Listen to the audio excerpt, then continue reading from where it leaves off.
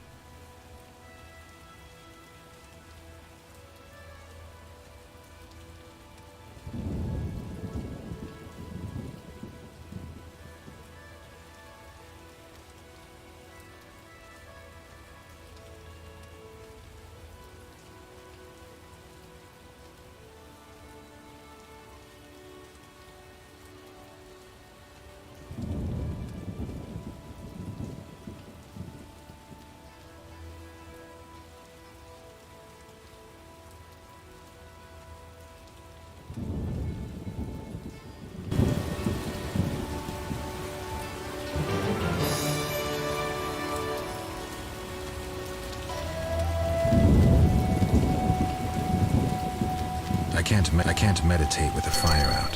Seems I have to light it first.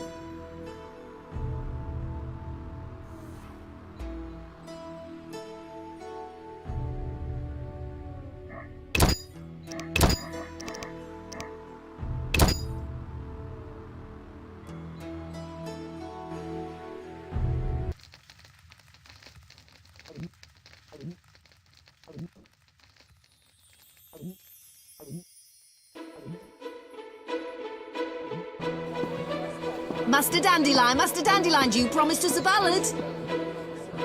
Yes, yes. Of battles and brave Of warriors. sorceresses and magic. Of unrequited love. Silence, brats! You've not been in this world for long, so 'tis no surprise your heads are hollow. This is Dandelion, friend and companion of Geralt of Rivia. Who might he sing of, if not of the famed Witcher? Right you are, honorable dwarf. I shall sing a fresh new ballad about White Wolf. Our story begins long before the Great War, decades before Geralt ever dreamed he would be famous. Its title, Bitter Evil Hearts. In the fall of 1232, the Witcher decided to return early to Kaer Morhen, fearing the quick advent of winter.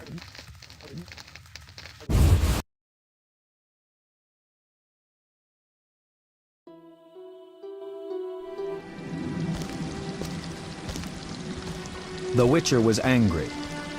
The final stretch through northern Kaedwen was usually calm, but not this time. He was twice ambushed by bandits.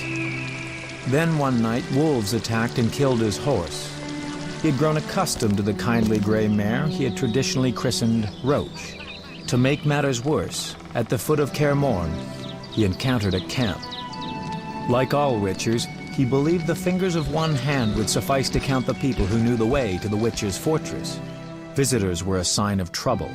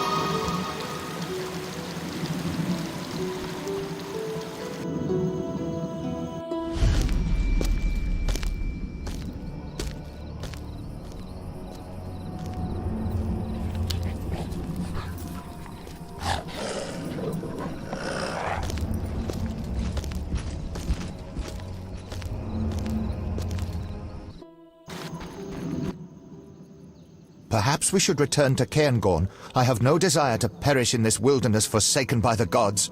Silence, Merwin. They are but wolves. Wolves that fearlessly attack an encampment thick with campfires. I ask your forgiveness, mistress, but these are but wolves, like I am but an elven showgirl. Did anyone ask for your opinion, Mr. Brings? No? Then start doing what you are being paid for, and keep your hopelessly cowardly opinions to yourself. We would all be safe if your boys manned their stations, instead of constantly playing dice while bathing in drink. Now take away this corpse before its stench fills my tent. Can I ask what happened? Wolves killed the boy. Nothing unusual about it happening in a camp. It's commonly known that wolves, the cursed beasts, love flames so much that they bathe in them if they could. Enough, Brings. Who are you, sir? Geralt of Rivia, Witcher. Prince Merwin Adamain of Ard Caraig. Kind of you to visit, finally. We've been awaiting your response all day. Response regarding... I'll explain. I'm Sabrina Glevisig, sorceress. Come see me at my tent. Merwin, I assume you won't mind my handling this matter? No, though I will want to know what you agree. It'll have to wait, whatever it is. Wolves approach. To arms!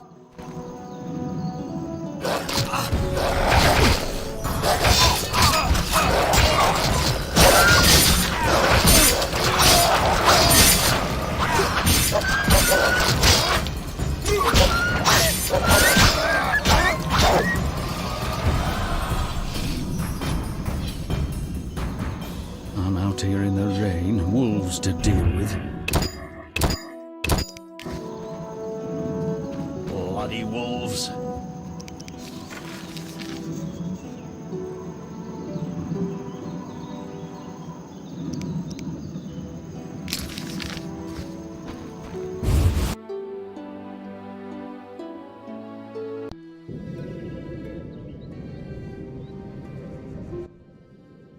Welcome to Mistress Sabrina's tent. In case you're wondering, this is an illusion. Everything? Yes, but my dear Witcher, it's an illusion of rare quality. In fact, it barely differs from reality. No matter. Suit yourself. I assume you're returning to Kaer Morhen for the winter. You assume correctly. Enough of the small talk. We have important things to discuss. Thank you for your help with the wolves. No problem. You've heard of the Curse of the Black Sun, Witcher? The curse of the Mad Mage Eltebald. I believe he started the whole mess that led to several dozen nobly born women being murdered or imprisoned in towers. Eltebald was no madman, and there is no doubt that women were not entirely normal. Madness, normality, it's prattle steeped in relativity. Tell me something specific. Autopsies were performed. The mutations witches undergo are but a minor clinical operation compared to those caused by the Curse of the Black Sun.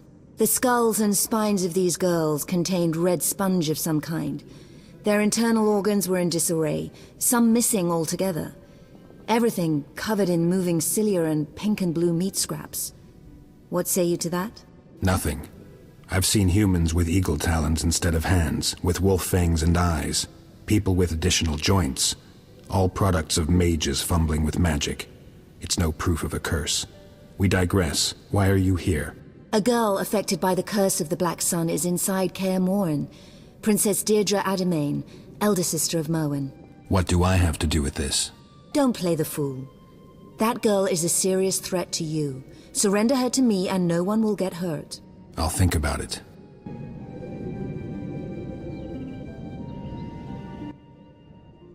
Sabrina, I wish to have a word with you. Naturally, Merwin, but not now. I have several matters to discuss with Geralt of Rivia. Is there anything I should know? Don't fret. We will confer later. In that case, I shall take my leave.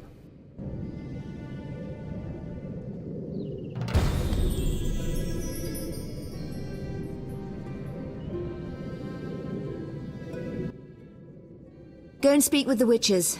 Sway them to my point of view. I'm a professional. I know what the girl needs. And I'm very good at demonstrating gratitude. That I do not doubt at all.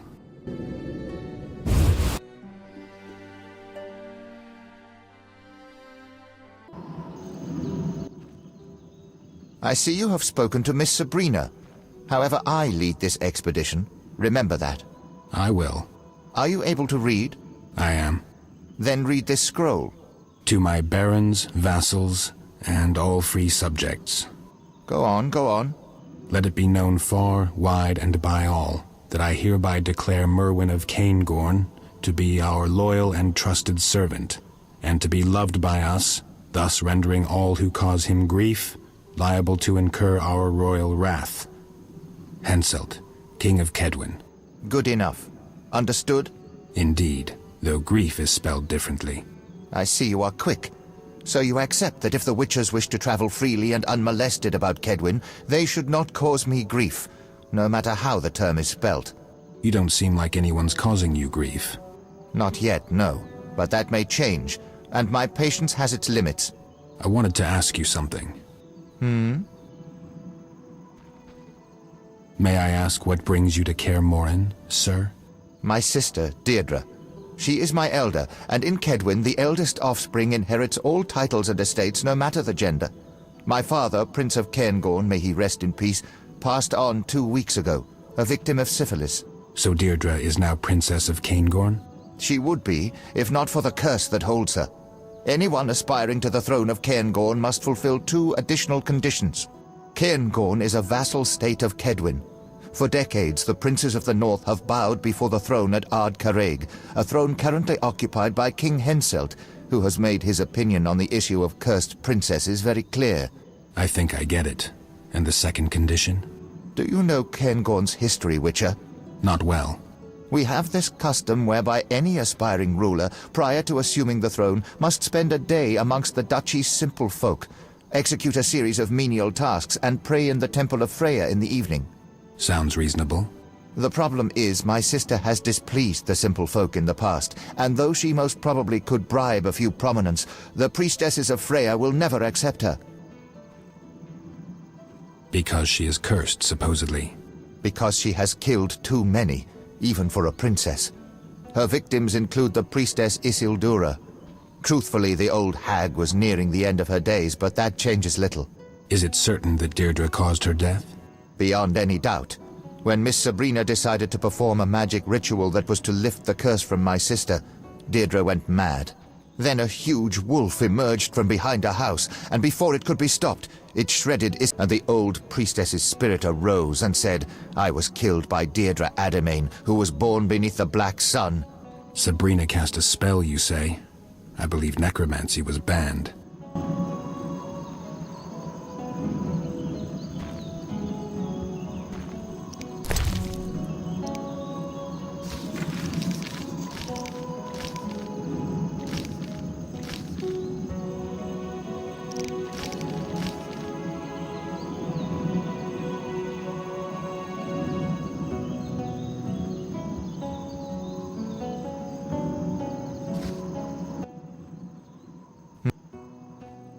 Can I ask a personal question?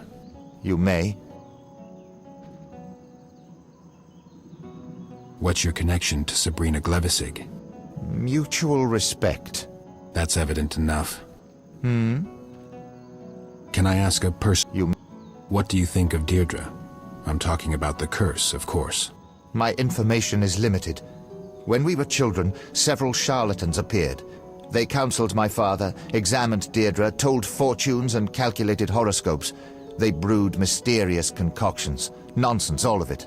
When Deirdre was 12, a certain mage arrived, an oniromancer. Do you know what oniromancy is? Divination based on dreams. I thought so too. This individual was an altogether different kind of specialist. The mage claimed that he needed to spend a night in Deirdre's chamber as she slept. He mixed a brew designed to amplify her dreams. The old man could barely walk, had a beard down to his waist. We suspected nothing. He did as he claimed he would do.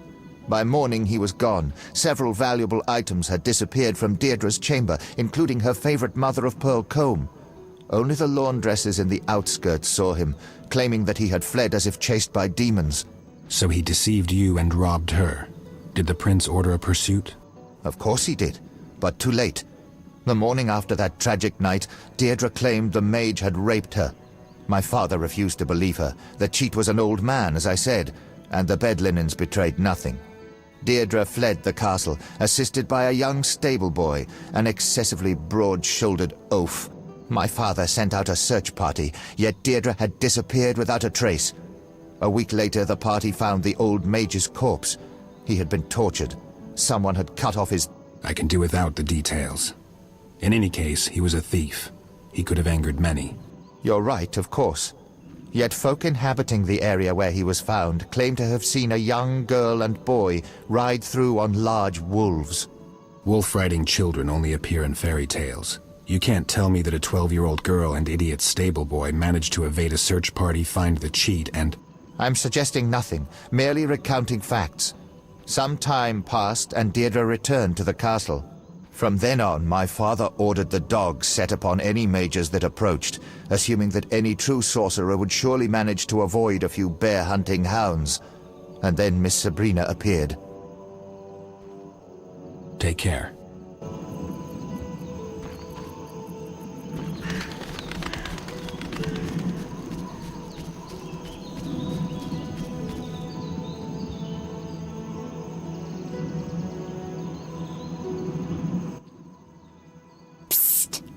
Master Geralt. What is it? I merely wish a brief word with you, sir, but reveal not to Miss Sabrina that I drew you aside. All right. Talk to me. Master, do not defend the lass you harbour now in your castle. She is not worthy. I detest her with all my might. It will be 2 years now when she passed through my village with her retinue. My father, keeper of the local tavern, took in the noble party. I know not if he offended her, or if it was just her whim, but she tormented my father to death, slowly and cruelly, forcing my mother and me to watch. May she be damned for the ages. And no one raised a hand to stop her? It was but the princess who had a retinue of armed men and who wielded a sword herself. There was nothing anyone could do. I beg you, surrender the girl to Sabrina, who will repay her for all her ill deeds. I need to speak with the other Witchers first.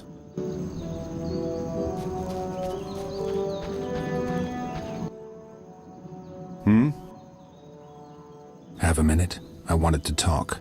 So, speak. How did you find the way to Kaer Morhen? Do you fear for the castle's safety? Unnecessarily. I have no intention of divulging the road to the legendary Kaer Morhen. Thank you. I am not new to the mountains, Witcher. The road to Kaer Morhen is winding and steep, but I know how to navigate in mountains. For I was raised in these hills. Are you from Dol Blathanna? Close, but not quite. I fought at Dol Blathanna, but hail from elsewhere. The Blue Mountains, as you call them, are my home. You're a free elf. Yes, I am a free Ansaid, and no commander, no order can change that. What's your take on this pursuit after the girl? I'm paid to find paths and trails, not to pass judgment.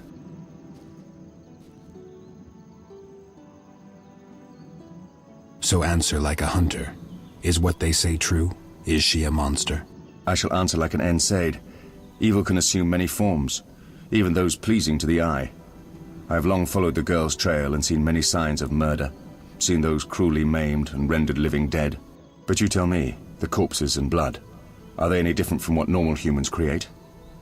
I defended Dol Blathanna against your kind, and know what you are capable of. When asked to judge who is human and who is beast, most often I shrug. See you.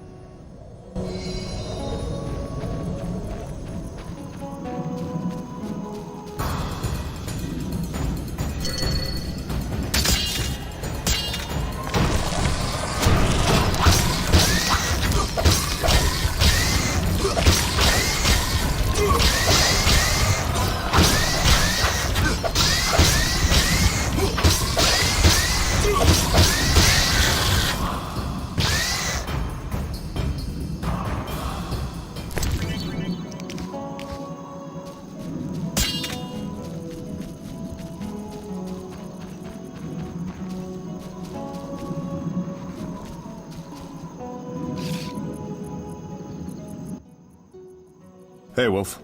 Lambert, who else is here for the winter?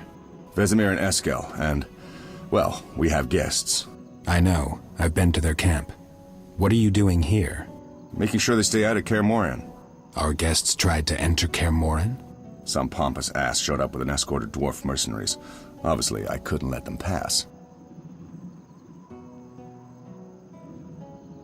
You know they're carrying a letter of safe conduct from King Henselt? Not interested. This is Kaer Morhen.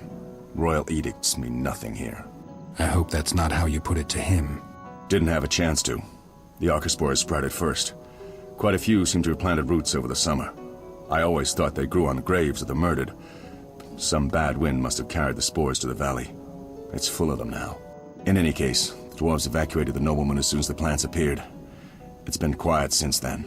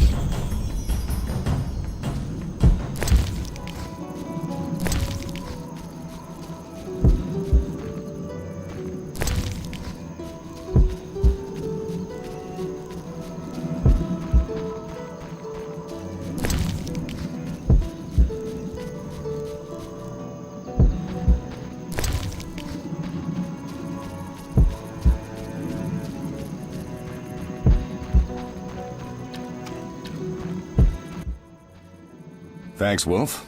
Of course, I could have managed on my own. No problem. Wolf.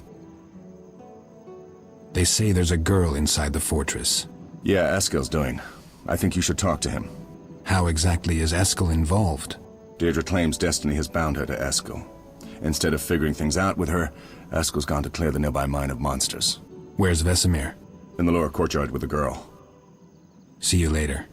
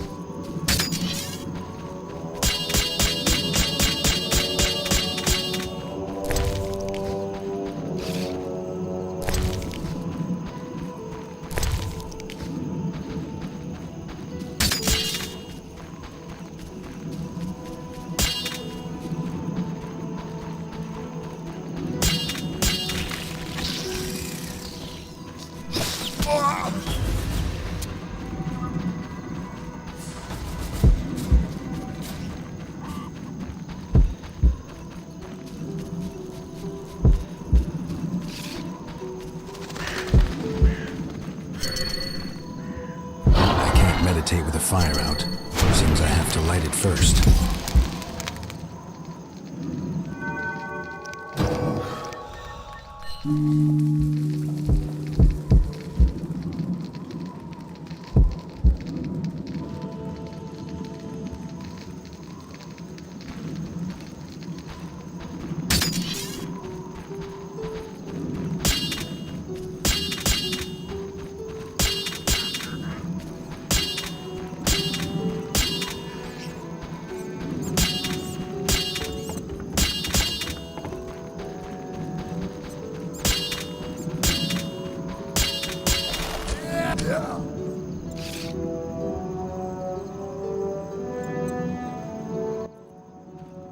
Greetings, Geralt. Good thing you're here.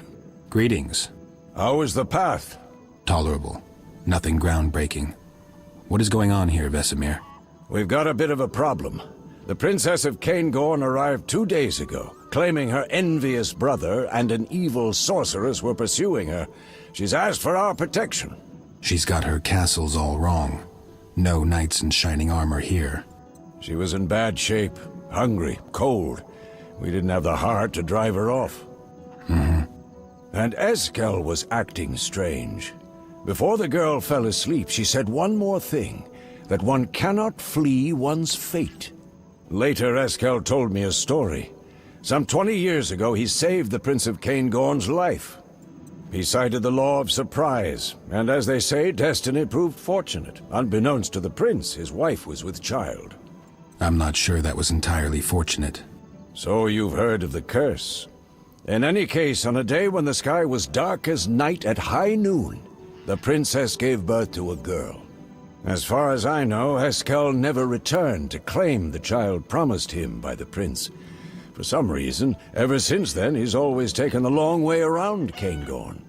So, now we need to deal with the brother of Eskel's unexpected child, a retinue of mercenaries, and a sorceress bent on dissecting the woman she suspects of being a mutant. As if that's not enough, the brother carries a letter of safe conduct from King Henselt himself. So we can hardly just drive them all away. What do we do? Talk to Eskel. She's his surprise. We'll meet back at the ford Lambert is guarding. Think it through, Wolf. I want to hear your opinion. Fine. Wolf.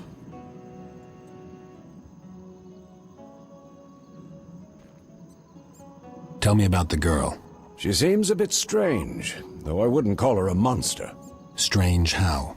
When she's near, my medallion goes wild, and I can't cast even the simplest signs.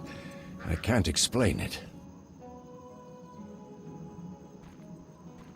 What do you think about this dispute, Deirdre, Sabrina, and the nobleman? We should stay out of it.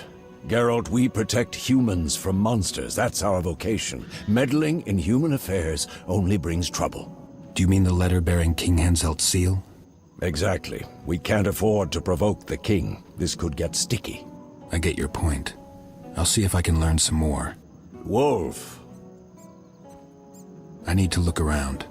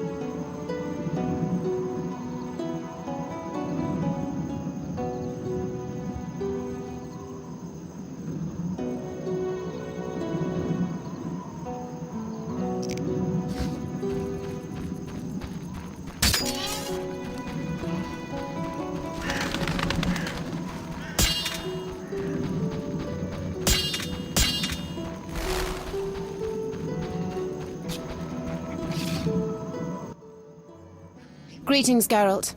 I'm Deirdre. Eskel spoke of you. I've heard a few things about you, too. If you mean from that lying shrew Glevisig. Calm down. I don't tend to judge based on rumors. Geralt?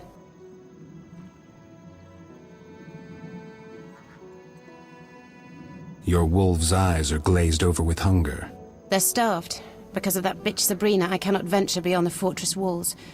They choose to remain at my side, thus depriving themselves of the opportunity to hunt. You seem to have a better understanding with wolves than with humans.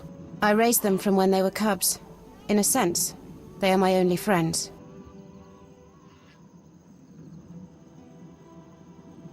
All right, I'll see if I can find something for them. I spotted several wyverns in the area, on the peninsula across the river from the camp. If you could slay 3 of them and bring me their meat, I'll reward you. Reward me? I have a runestone that can be cast... Deirdre, do you know what Sabrina and your brother want from you? Isn't it obvious? Sabrina wants to place my sweet little brother on the throne of Caingorn. My brother, who is entirely subservient to her, and who, as the Prince of Caingorn, will have a vote on King Henselt's council. I was asking about something else. All right, then. She believes me to be cursed, tainted in my mother's very womb. She believes me to be a monster. Are you? How the hell should I know? When I prick my finger, I bleed. I also bleed each month. When I eat too much, my stomach aches. I sing when I am joyful. And when I feel hatred, I kill. I don't know if I'm a monster. Yet I do know what Sabrina is capable of. She is a monster you seek. Explain. I'd like to hear your side. I was 19 and happy when Sabrina showed up at the castle. My father, who always preferred Merwin, was old and ill by this time, so he could no longer bother me. My brother had been away at King Henselt's court, and I could handle most of the courtiers. I was at a tender age, and I fell in love. His name was Roban. I even considered a morganatic marriage. Girlish fantasy. What does Sabrina have to do with this? She arrived with my brother, whom she already had on a short lead. She observed me, interrogated servants, tested the situation. My father's company of knights treated me like a daughter. I had always liked hunting, took part in manhunts for bandits. She needed proof, some spectacular way to defame me. And in your carelessness, you provided her with that proof. Sabrina decided to provoke me. She seduced Roban using magic so powerful that his mind became confused. He suddenly developed an intense fear of animals, especially of the dogs he bred. I wanted to help him. It was then I discovered that mages found it hard to cast spells in my presence, and that spells previously cast gradually subsided if I was near. I went to the small chamber Roban inhabited just above the kennel, and I found Sabrina there. I admit, I was enraged, wanting to tear her apart, but she was too quick. The hag flew out of the window on a broom. Roban was left drooling, whimpering like a child. Within an hour he had ceased gibbering, and within 2 he understood what the witch had done to him. I thought all was in order and I could leave him. I wished to settle the score with her and entered the castle. I know not what happened, but the spell grasped Roban once more as soon as I was gone. He began feverishly seeking Sabrina. In his wildness he entered a pen occupied by a very aggressive hunting hound. Did he survive? Yes. though mentally he became a 2-year-old child, a child that feared animals intensely. Sabrina blamed the accident on me. I swore then that I would kill her. I carry a blade should I get the opportunity to use it.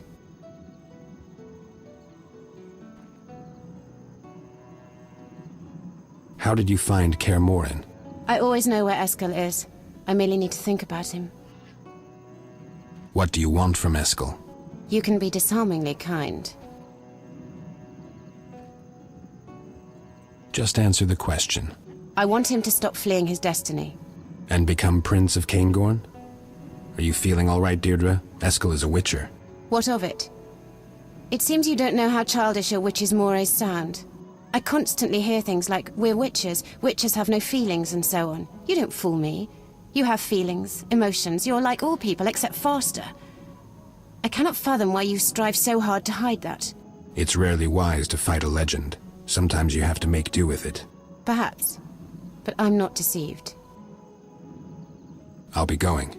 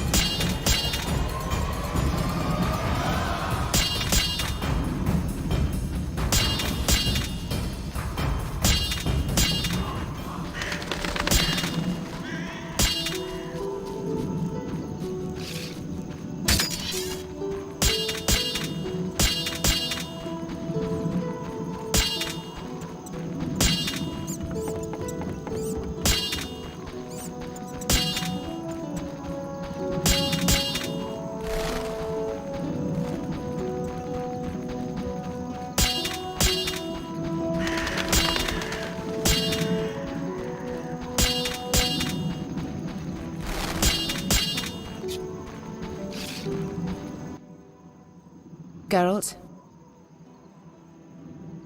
Time to feast. Here you go, pups.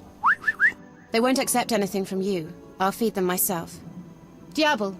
Banshee! Here is the rune I promised you, Witcher. Nice bauble. Geralt? I'll be going.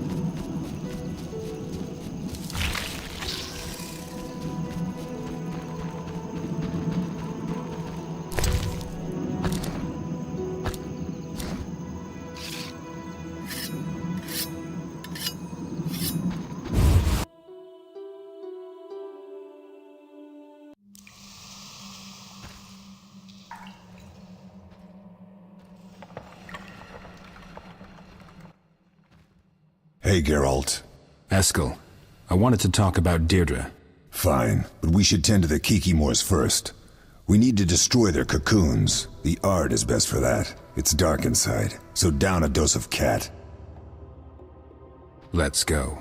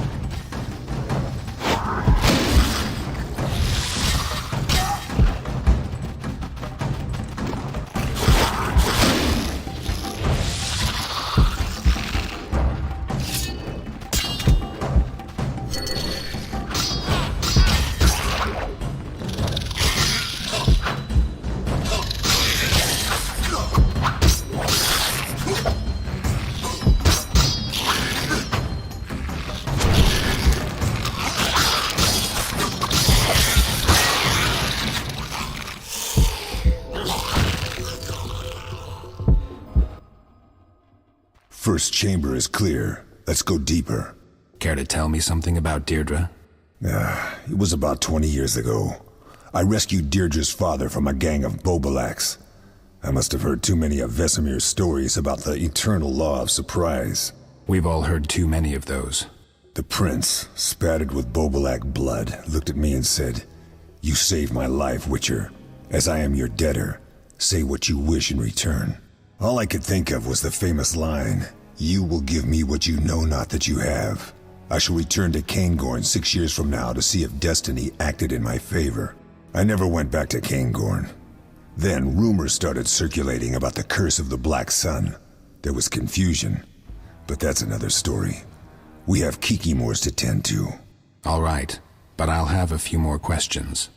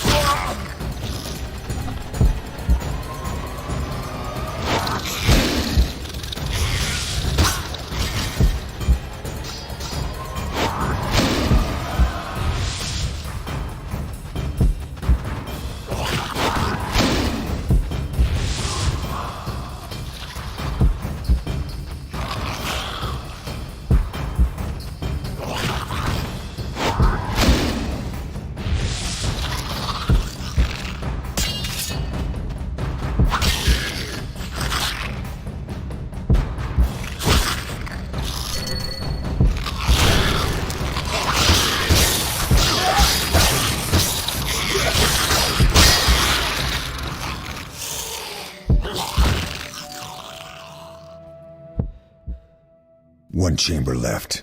Let's take a breather. What do you know about the Curse of the Black Sun?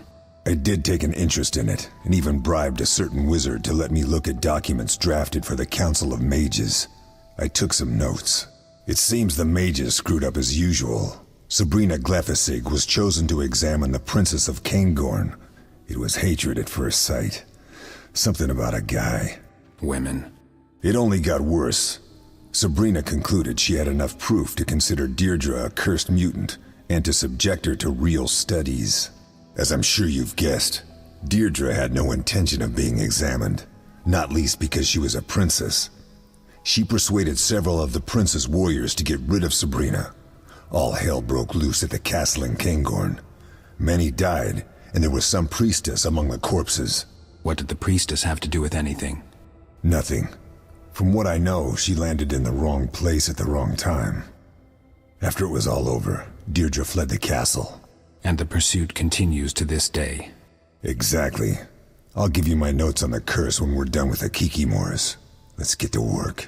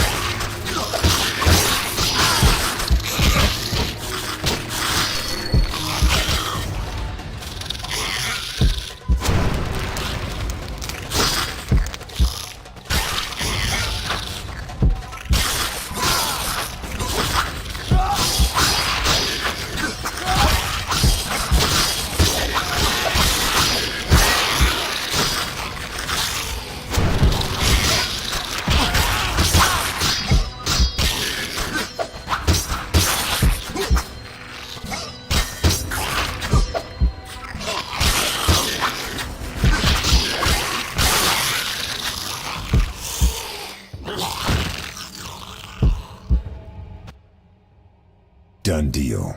So what'll it be, Eskel? What do we do with Deirdre? I really don't know, Geralt. I understand Vesemir's viewpoint, but I'm not keen on surrendering the girl to the sorceress. I expect she'd meet an unpleasant end.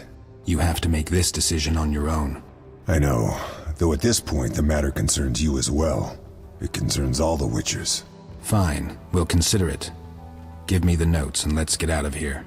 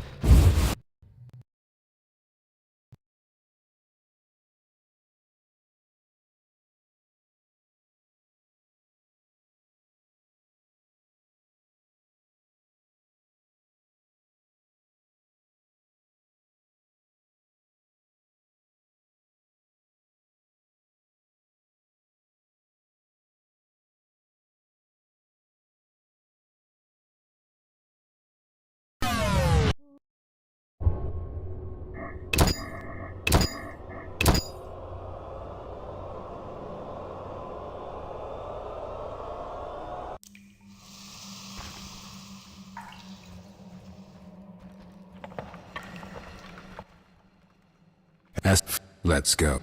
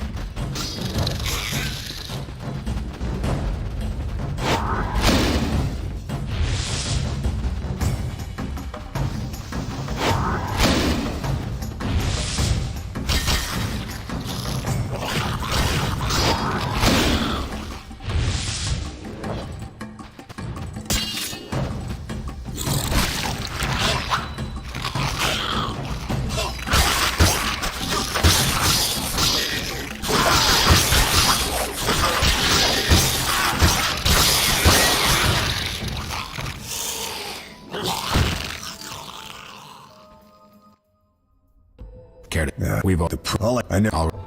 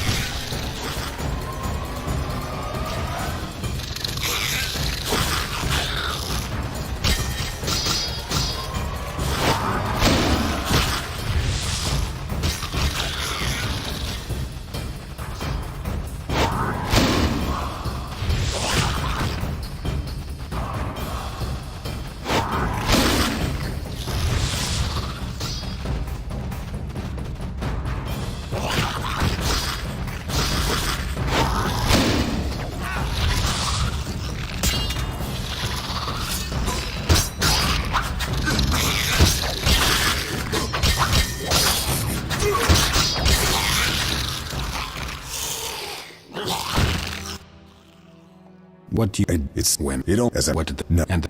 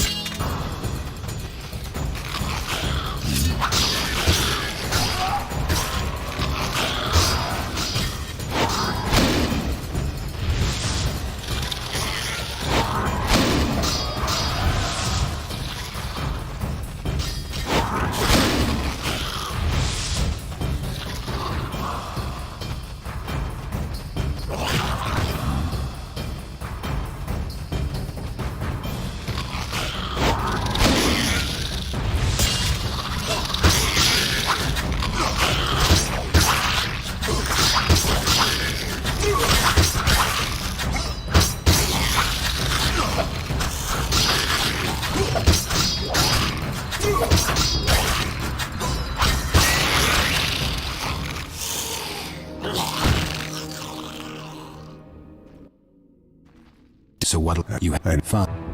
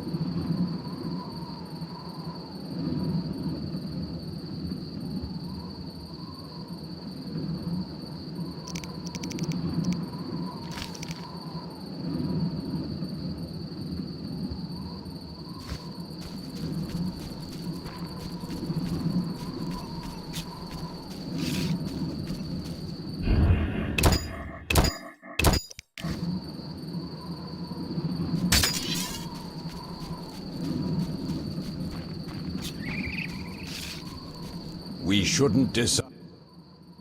Wolf. See you.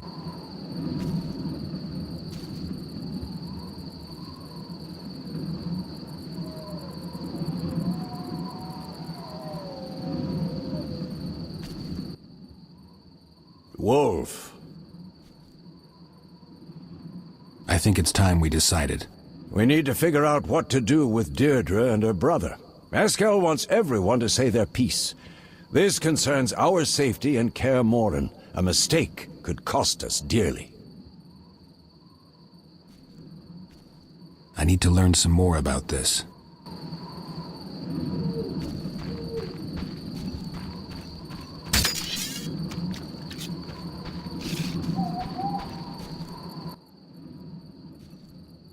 I think we need...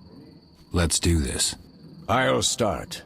I think we should stay out of this, meaning we can no longer shelter the girl. The reason is simple. If we meddle and Sabrina informs Henselt, Kaedwen will be off-limits to us for decades. Lambert? I don't really care for Deirdre, but I detest the fact that some blue blood who rules Three Coal Hills comes here demanding obedience. This is Kaer Morhen. Royal authority doesn't extend here. I think we need to drive away the noble and the sorceress. What about you, Eskel? I'm torn. I understand Vesemir. On the other hand, I owe the girl. I feel some kind of bond. I'm incapable of being objective. I'd like to hear your opinion, Wolf. We can't let the sorceress get her hands on the girl. It wouldn't be right. So what do we do about Sabrina and the nobleman? Deirdre must give up her claims. That should satisfy Merwin. And the sorceress, well, she'll have to live with our decision. Either that, or I'll turn her lovely little head into something to place on the mantle. Lambert, save your morbid lines for later. Let's try to resolve this peacefully. All right. Eskel, Geralt, go see our princess. We'll wait for you here.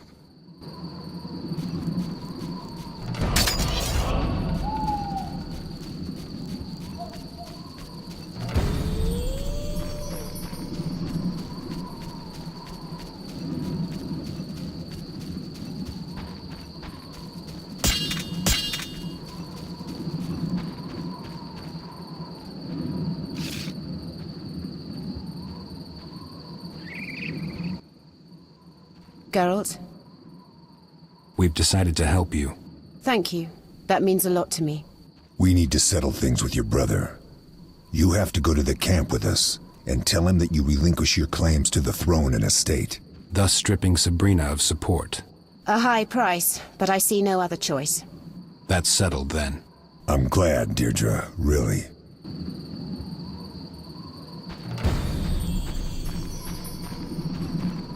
I can't meditate with a fire out. Seems I have to light it first.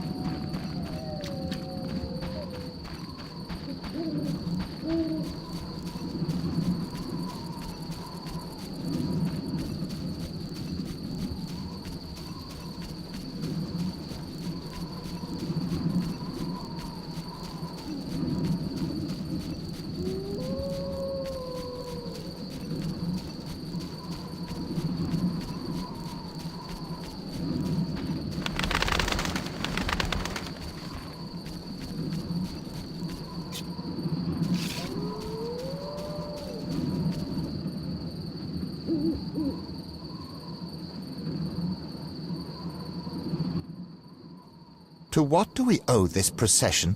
Merwin, there's a way to resolve this peacefully. To feed the wolves while saving the sheep. Very well. I shall hear you out. Forgetting anyone? No, this is strictly Merwin's business. We will speak with you too, Sabrina. Later. Merwin, I am prepared to relinquish my claim to the throne and the lands of Caingorn. I am ready to give up my title as princess. Unconditionally? No, but I have only one. You will strike me from your mind. You will cease pursuing me and return home, taking this witch with you. Deirdre. Silence, woman. Merwin, you must see through this. This is a trick. We will draft all the necessary documents here and now, witnesses present. All will be clarified. Merwin, don't believe them. Remember how Robin ended. That was your doing, Glevisig. You and your magic. Merwin, order Brings to arrest Deirdre. Only then will your title be safe.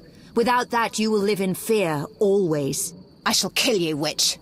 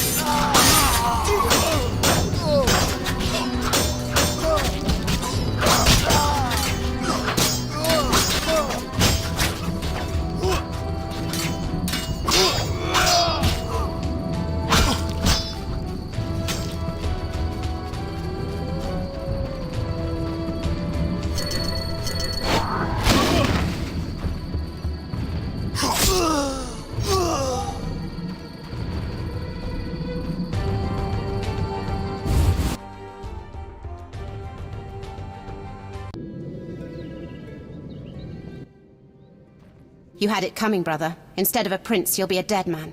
And I have a special set of gifts for you, witch. Only the best. She has gone entirely mad. Witcher, help me! Sabrina, use your magic. We can defeat her. Magic does nothing to me, brother dear. Geralt, I did not intend to attack Eskel. He scared me. It was an instinctual reaction. Abandon your plans of revenge on Sabrina. Forgive your brother. Prove the mage is wrong. Prove that you are no beast. And if I tell you I cannot find it in me to forgive? If I say that I long to put that bitch through real torture? Will you see that as an admission of my guilt? I'll see you as a morbidly vengeful child, but I'm no judge. Geralt, don't be a fool. It doesn't take wisdom to see that she has lost her mind.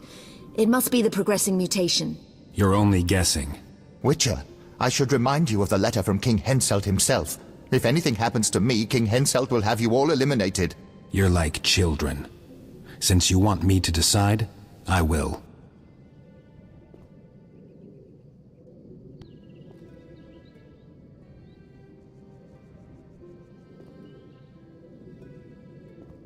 Sabrina, you must leave, immediately. Your magic is useless, and your scheming brought us here. But as I said, I am neither judge nor executioner. Just leave. Geralt, have you gone mad? No. I don't know that I'm right to do this, but I'm giving you a chance to survive. But... No buts. You must go. You played your cards poorly. I don't believe a word of what you say, and something tells me that if you leave, Deirdre and Merwin will figure out their differences. It seems I have no choice. Go now.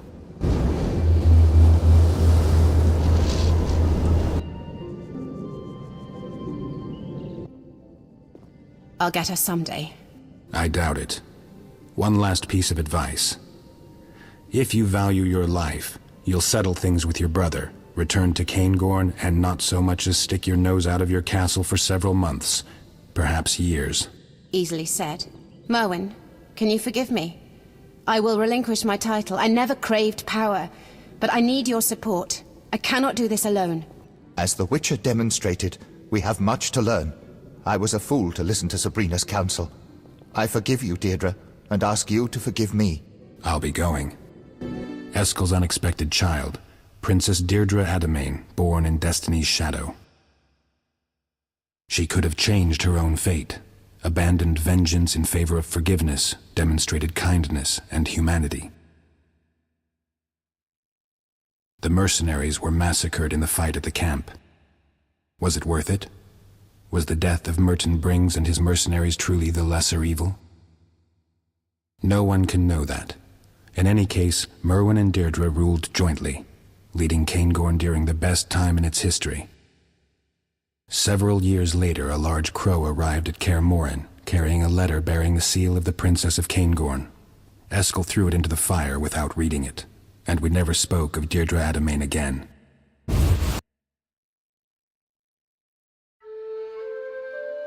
The Witchers never again spoke of Deirdre. Though none ever forgot her, each carrying her memory in his heart.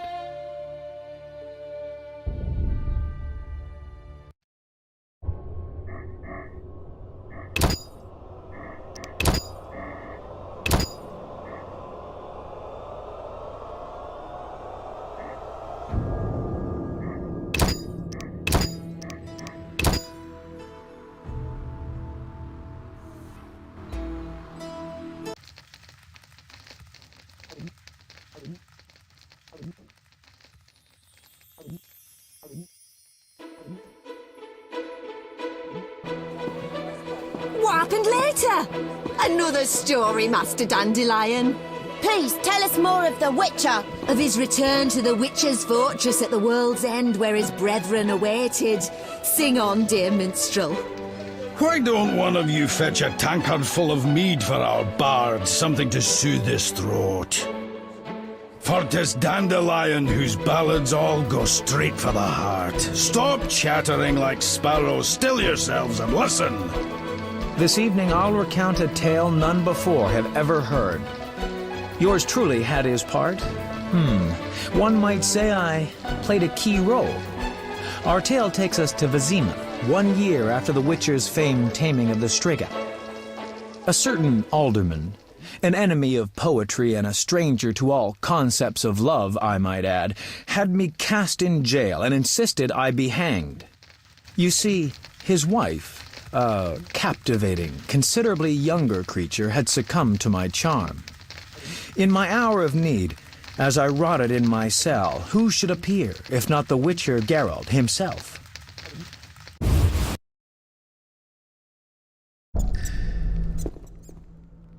My dear Captain, I'll say it again.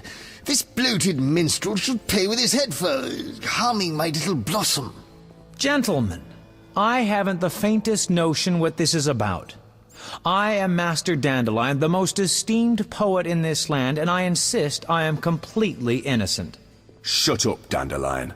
And you, cease your insistence, Counselor. I've been clear. The suspect will remain in custody pending the conclusion of our investigation. I'm astounded at your obstinacy, Captain. My poor Siegfrieda wails day and night asking when this knave will finally be punished. As an alderman, I must demand... This is the city jail, not a town council meeting. Now, you'll have to excuse me. Duty demands that I take my leave. Oh, what do you want? I need to speak to the prisoner. Dandelion, be my guest. But keep your hands where I can see him, and the conversation short.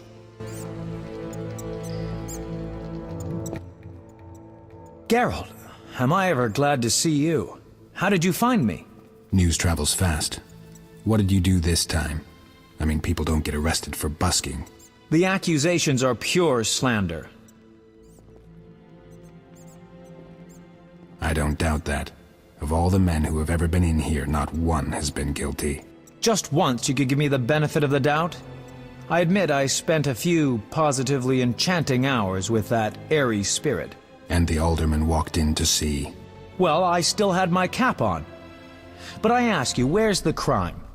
And to demand my head? Come now, must we take ourselves so seriously? You've outdone yourself this time, Dandelion. That alderman would personally strangle you if he could. Dandelion, the butcher's boy came to say you ordered sirloin steak and chicken livers.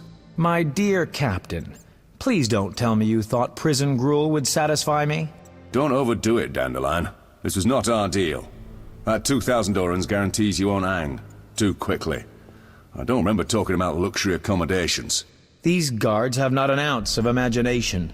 2,000 orens? Are you out of your mind, Dandelion? No need to get riled. I've got it all figured out. The good captain will make sure the alderman doesn't get his way. I'll spend a few days in here, finally get some sleep, let the alderman cool down, and it'll all blow over. Sounds beautiful. But care to tell me how you got your hands on 2,000 orens? That, my dear Witcher, is strictly for me to know. Why can't you just trust me, Geralt? All right. If you must know, I borrowed the money from a very trustworthy individual and aim to pay it back as soon as I'm released. I hope you didn't do anything stupid, though I suspect you might have. Enough of this chatter. Visiting hours are over.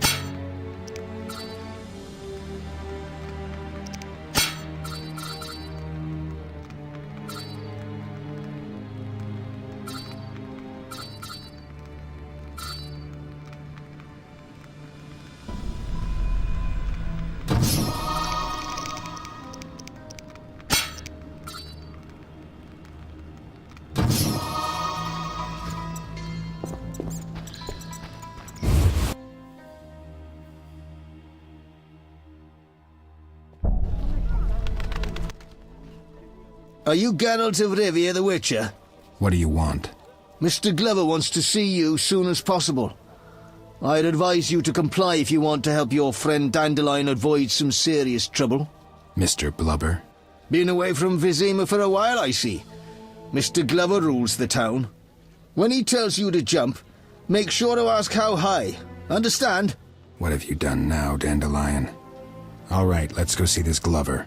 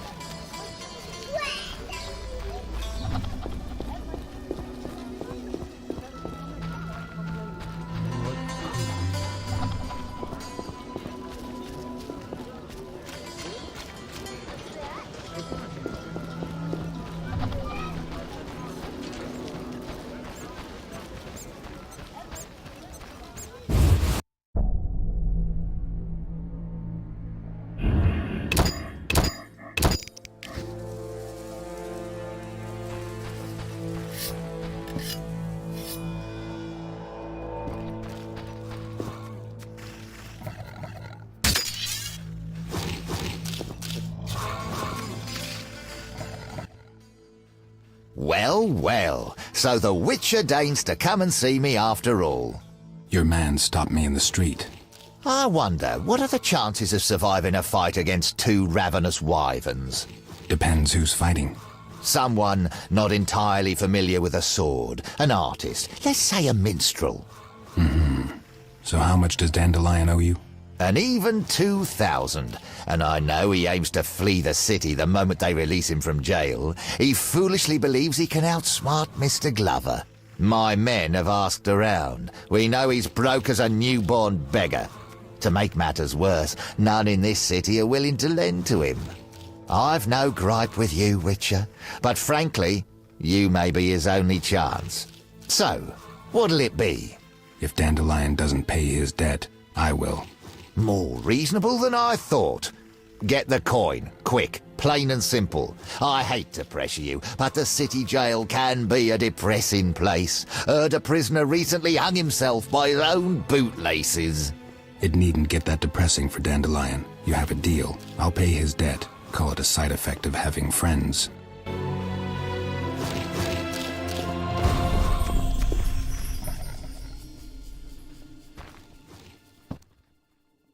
Hey, friend. Talk to you a minute? What is it? Stay away from the gates. Mr. Glover'd be mighty sorry if you were to skip town. And your friend Dandelion would be even sorrier, I think. Guess I'm a prisoner. Should have known not to take on Dandelion's debt.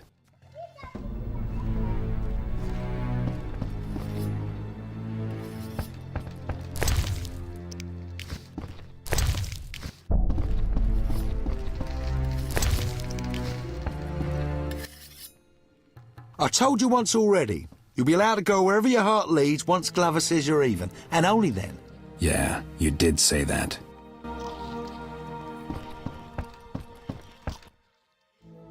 Yeah.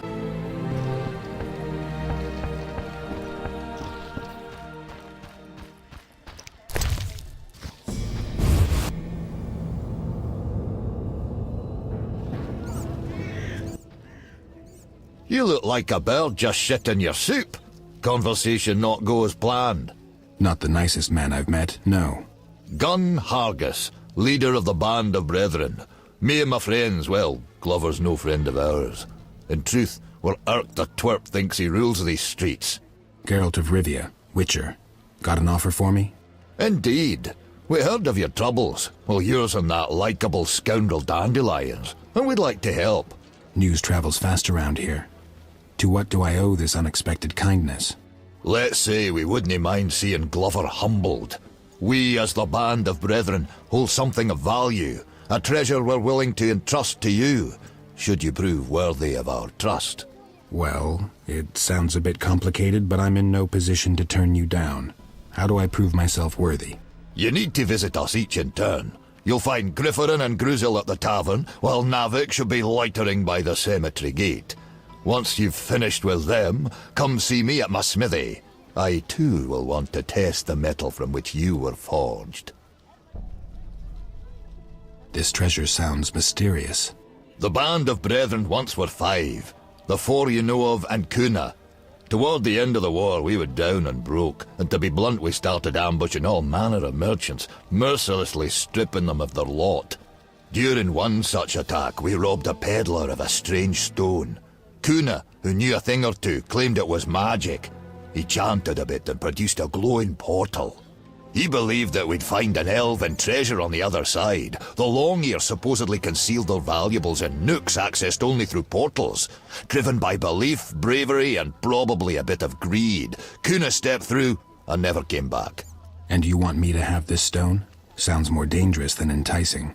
You're a witcher, while Kuna was but a scribe who joined the army for adventure. If something does indeed lurk on the other side, I don't doubt you'll manage. And if you find nothing but Kuna and his treasure, we'll take the treasure and bring us our boy. He's got some explaining to do. All right. I'll see you soon then.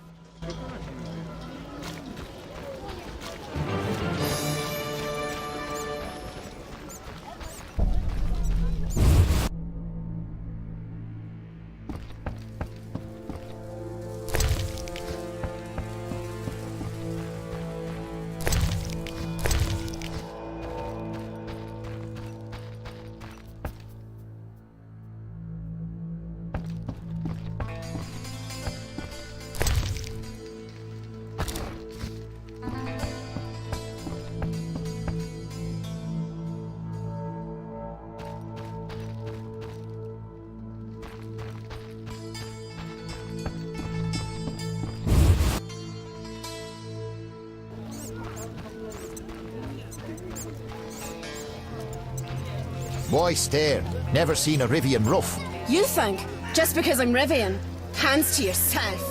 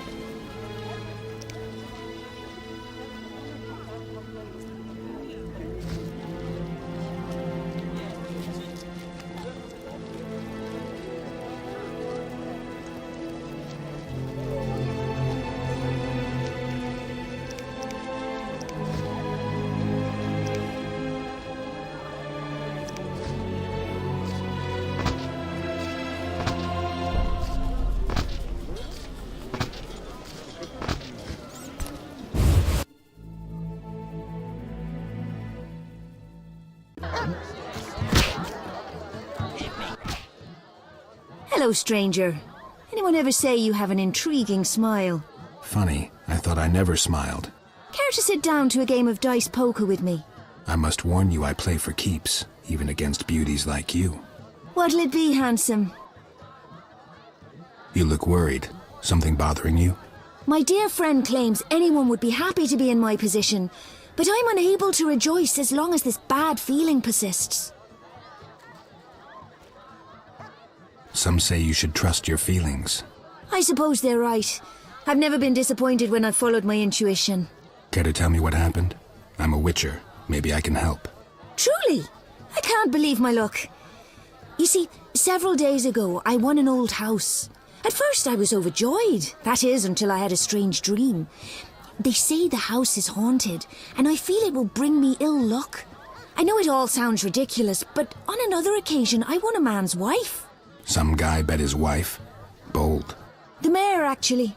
But I handled it well and promptly lost her to another man. But what of my house? Well, if it is infested, I can probably clear out any visitors. You could then sell it off with a witcher's guarantee. Splendid! But you must do one thing before I give you the key. You see, a soothsayer recently told me I would be stripped of troubles by one who brought me a turquoise ring. All right, if you say so. I'll bring you a ring if I find one.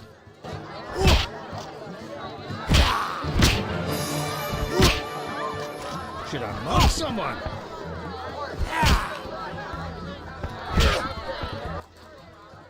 Who the hell are you? I'm Geralt of Rivia, Witcher. Sergeant Orrell at your service. Let's talk. What's your line of work? I'm a mercenary.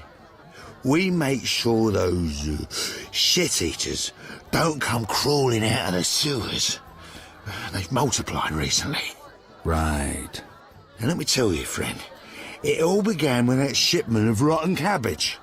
The whole city started shitting its guts out. That and all manner of syphilitic scum began multiplying in the sewers. But we shut all the entrances, and the streets are safe. Yeah. Nice solution, cheap and easy. As it happens, I'm a witcher and I wouldn't mind taking a closer look at that scum. Oh, you would you? Oh, it's no concern of mine. Matter of fact, I'm not much bothered, except if something guts you, it'll be my head. Well, how do I know you to be a witcher? How do I know you'll emerge unscathed? I can prove it. Very well. I hear witches are damned incredible heavyweights. If you can drink me under the table, I'll believe you to be a witcher and give you the keys to the sewers. It's a deal.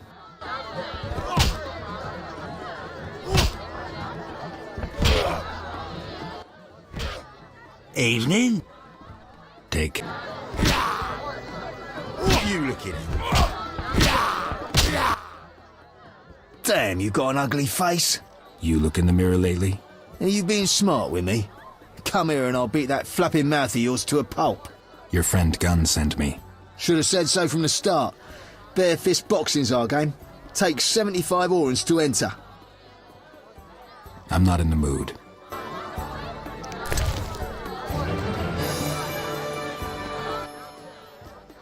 I didn't come here with that intent. Let me slap that stupid smile. I think I'll take you up on that.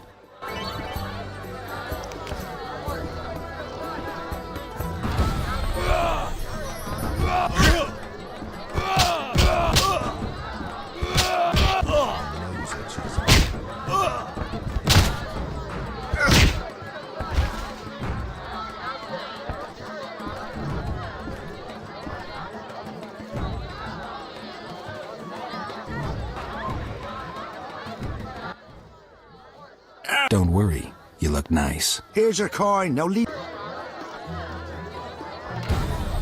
I'm itching to eat some. Hocus pocus focus on this. Your mother stands when she wants to piss. Ah, a challenge. How much? 50 orange to enter. Get ready.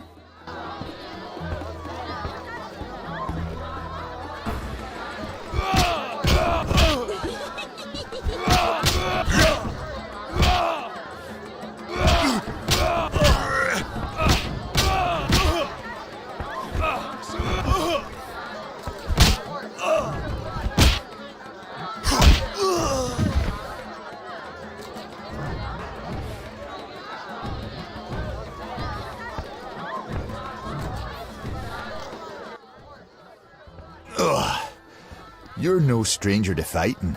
My mother taught me. What would you say about her now? Nice lady. Here's your prize. I'm itching to eat someone. Are you...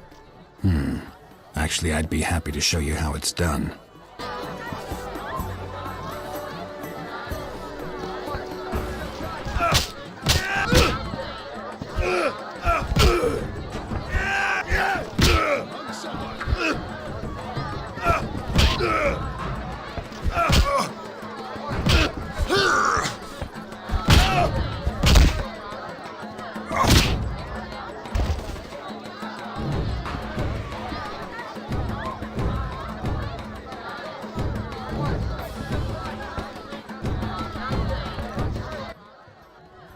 Swiving Witcher.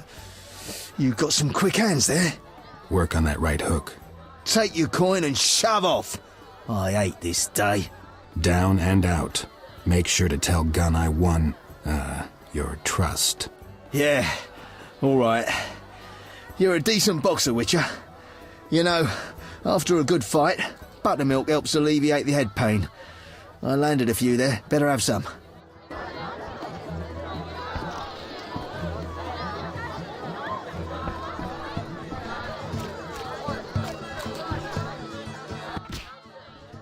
What you want? I'm looking for work. Well, look somewhere else. Bad day? Fuck off. Who are you? I work for Mr. Glover. Familiar with that name? Though soon enough, everyone in this town will know Jeremiah Trick, too. If you want to be someone, I'd pick an alias. Something people would remember. Jeremiah Trick sounds like something you sweep under the rug. Fuck off. See ya.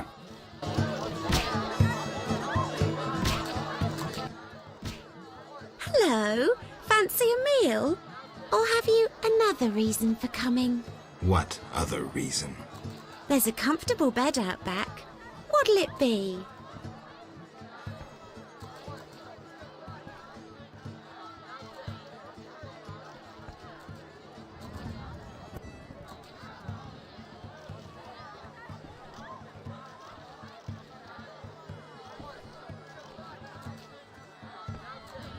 Let's go out back. I was jesting. Maybe we should risk it. No.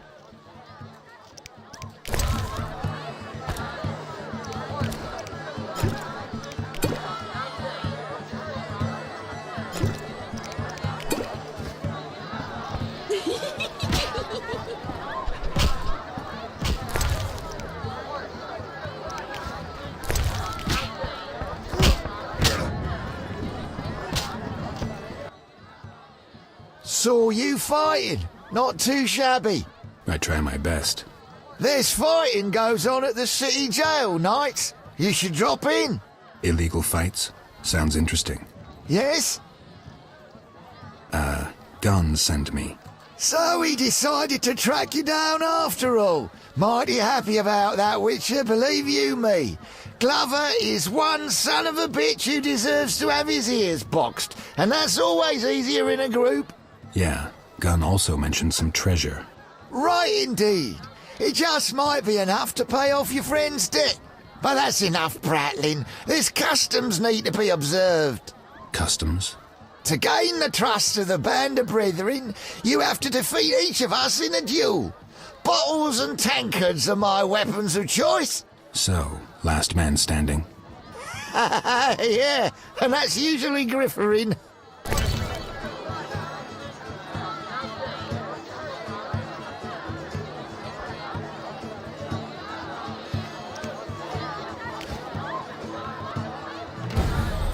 You bar me?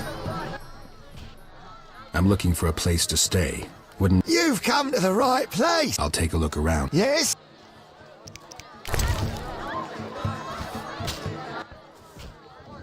I'm looking... I'll take... Yes? So what exactly is this band of brethren? We served in one unit during the war. Me, Gunn, my brother Grusil, Narvik and Kuna, may he rest in peace. Whenever I looked around, we were all there alongside each other. What made you turn civilian? There's only so much horror a man can see and stay sane. We'd had enough of the warring and pillaging, decided to find some way to earn an honest living, settle down somewhere, you know. Why'd you choose Vizima? We drew straws. The other options were Oxenfurt, Maribor and Sintra. Take care.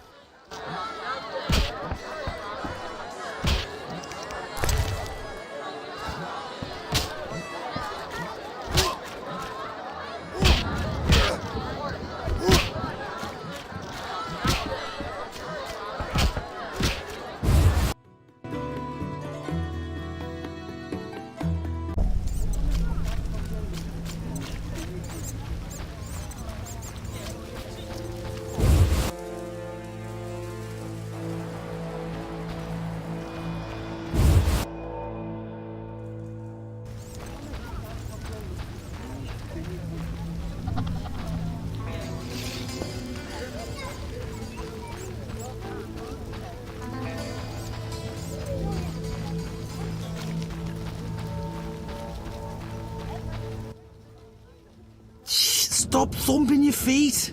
Problem? Time you talk loud. Oh, my head. You don't look too good. Dwarven spirit. You won't get me to touch it. Hangover? I drank almost an entire demijohn on a bet.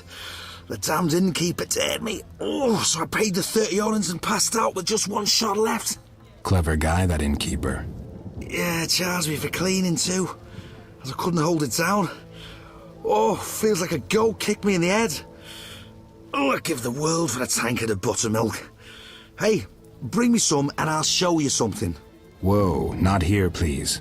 Stop yelling! I know of a treasure. All right. I'll get you some buttermilk. But you best not be lying about the treasure.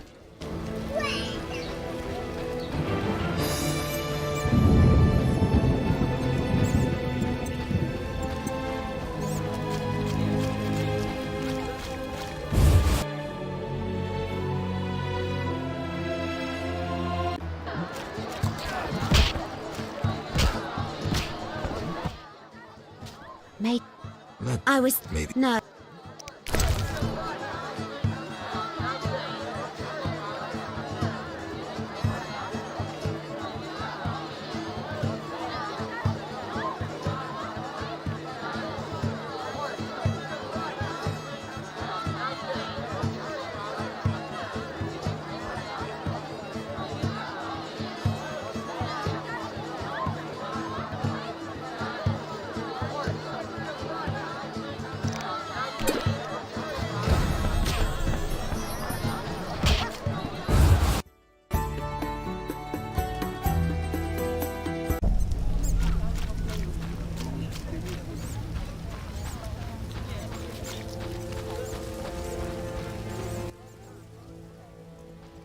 I've got some buttermilk. Drink up. Ah, my saviour. That was delicious. So, it's time I was on my way. The treasure? Spit it out. Oh, yeah, right. Well, you see, years ago, I was a very promising student of magic. Tremendous potential. Truly tremendous. Yet fate played tricks, and, a certain propensity of mine prevented me from completing my internship and duly mastering the art. Yet I sensed certain forces. Nearby lies a warehouse with mages once stored their artifacts. Though it stands almost empty, it emanates. What would I want with an empty warehouse? Well, nothing, of course, but the stone inside might interest you. It responds to spells, elemental ones to be sure. I wager if you cast a trick or two, it'll take you to treasures beyond. Sounds pretty far-fetched. Anyway, where's this warehouse? That's just around the corner. Here, take the key. See ya.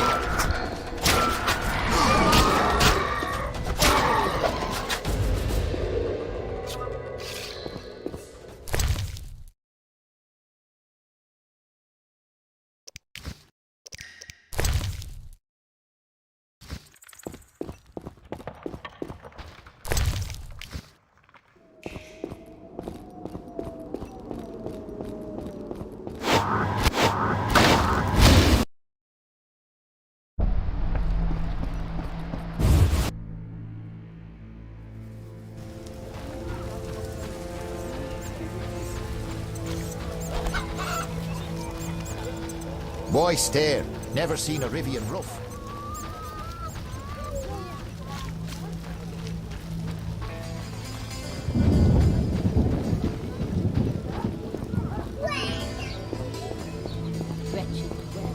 Your hair's like milk.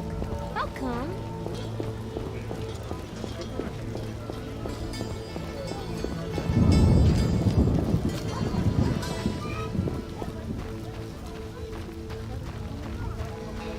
Spare some coin?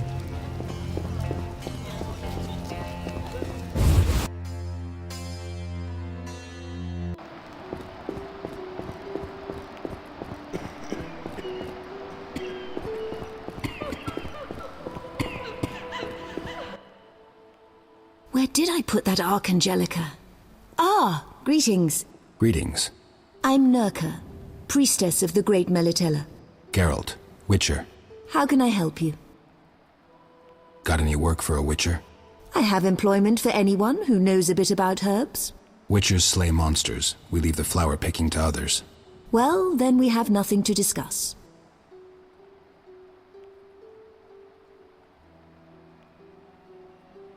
I noticed a vast burned-out ditch behind the temple. A small hut stood on the site a few weeks ago. The workshop of a young and highly energetic alchemist. He had nowhere to go, so I allowed him to set up in the hut. Don't see any hut now. One day I heard a loud explosion, or perhaps implosion, I can never tell the difference. I suppose one of his experiments went wrong. Now I pray Melitele will take pity on his soul. Where did you learn about herbs? I'm a priestess of Melitele, who studied under Mother Superior Neneka at the temple in Ilander. I know no one who would be a better herbalist than the Mother Superior. I've been to the temple in Ilander many times, and I know Neneka. I owe her. Nenica treated me after a certain Striga plowed a ditch in my neck. If you visit her anytime soon, be sure to give her the regards of Nurka. Where would I go to find some more valuable greenery? Venture into the sewers, and you should find green mold, suent mushrooms, and fool's parsley. While the cemetery is a good place to look for bryonia, celandine, and hellebore, these are worth 6 orens a dose.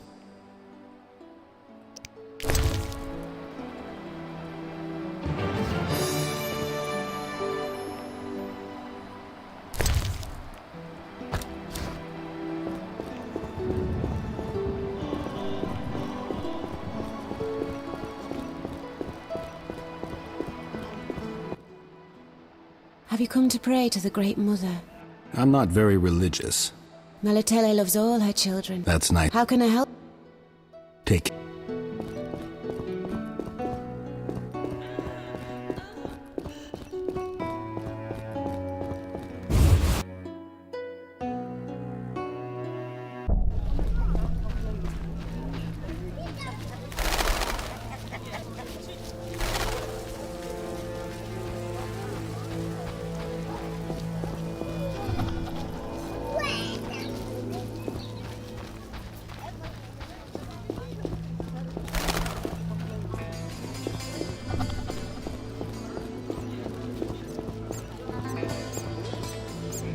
Their costume, beach and Western. Drink. What do you sell? Jewelry.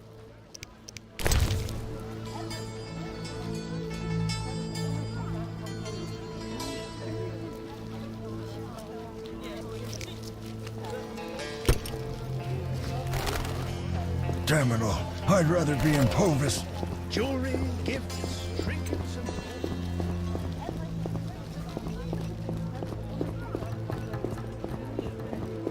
You bring trouble.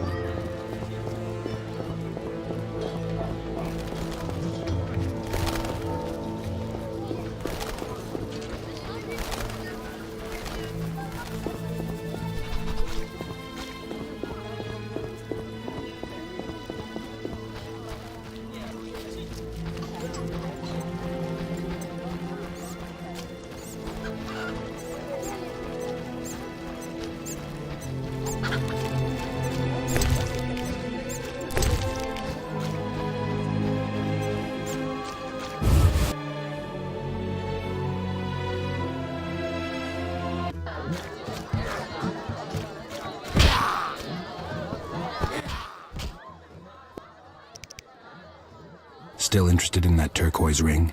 Have you found one? Not just yet. Just as I thought. I tried to divine... Take. Hit me, Jackie!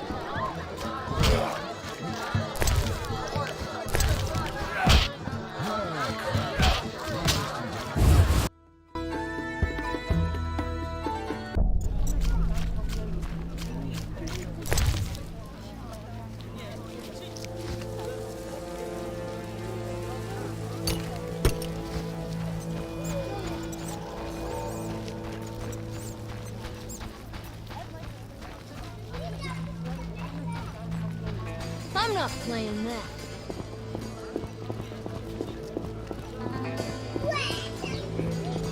Oh, life!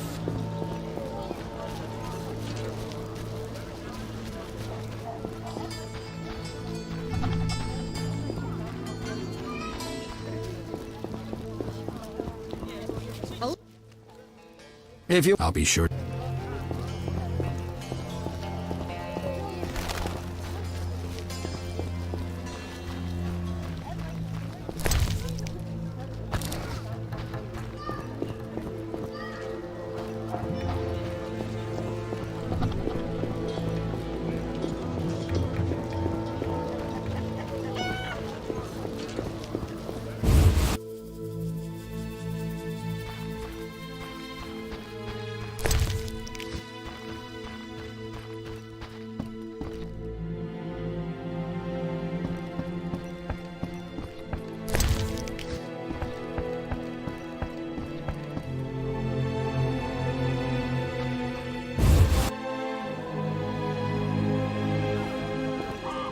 Beware if you intend to stay.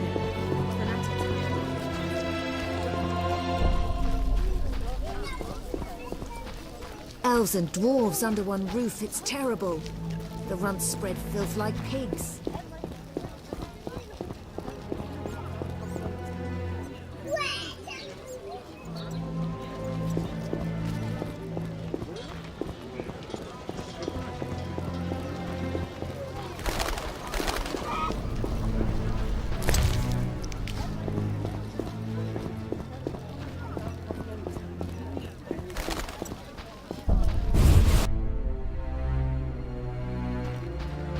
My husband doesn't permit me to talk to strangers.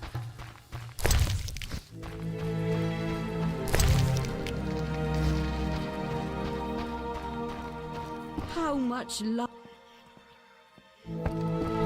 Corruption abounds.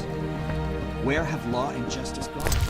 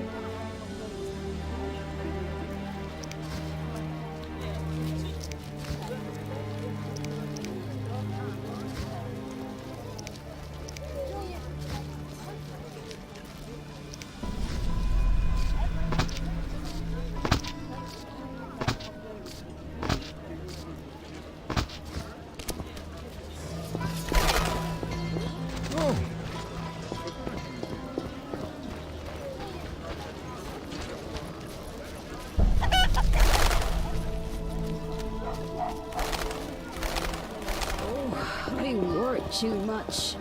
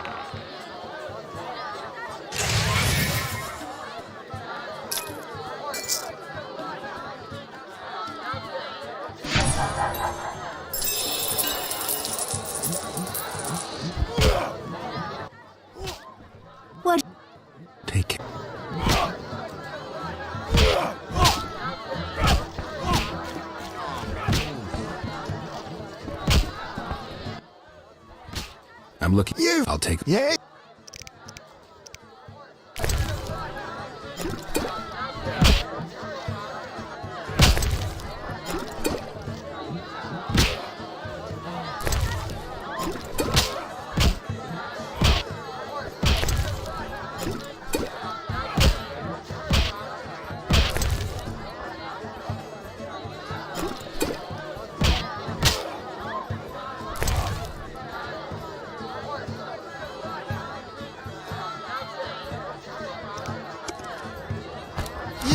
Me?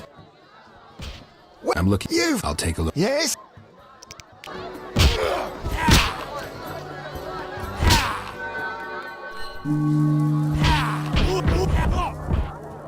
Hit me, chicken.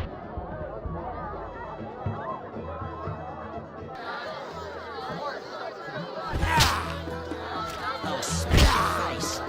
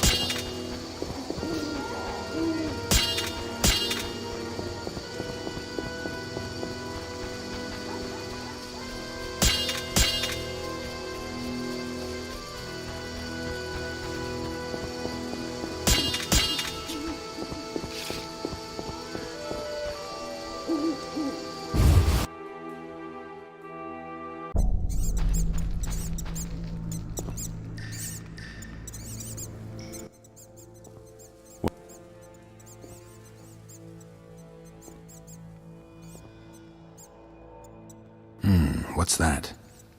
Captain, something stinks in here. That grate in the floor. Oh, that's bad. What? You're used to breathing perfumed air? The idiots who built this place put the sewer grate in the guard room. Not to worry. Though it doesn't smell as bad in the cells, we'll make sure the prisoners know just how much we hate being in here with them.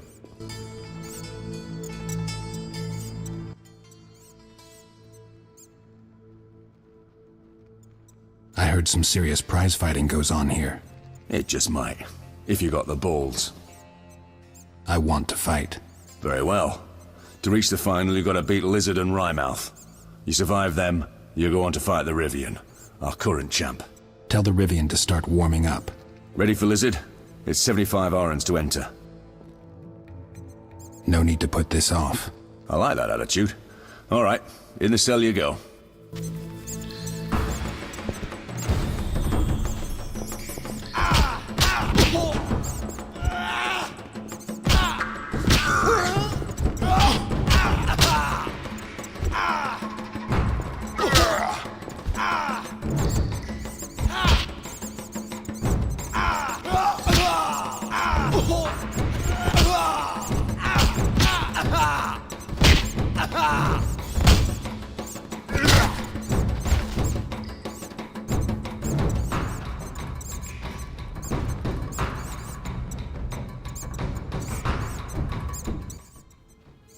You've a fist of stone, Witcher. I feel sorry for your woman.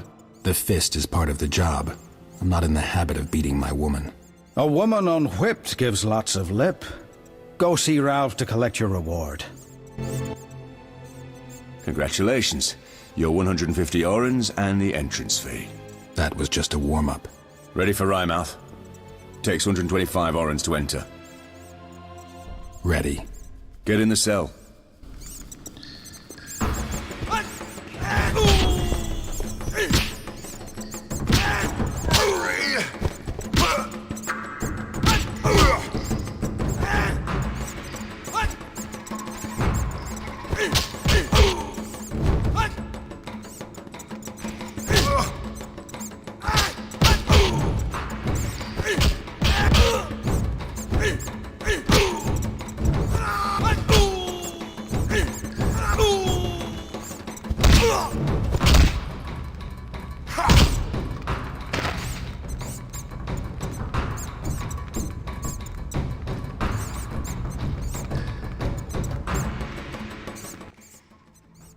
My teeth! Son of a bitch, you knocked my teeth out!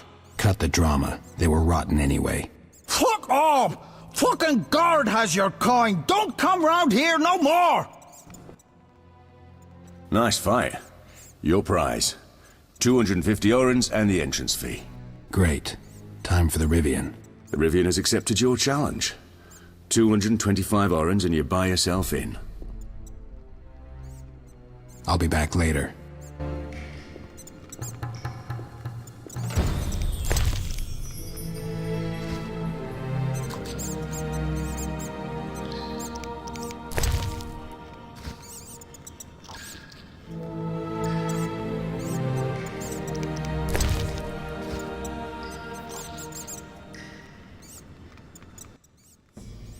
What are you...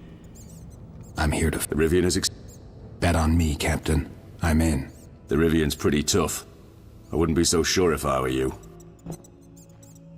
Witcher, heard you're having problems with Glover. You help me, and I'll help you. You see, I have to win this fight. Ralph promised to release me if I do.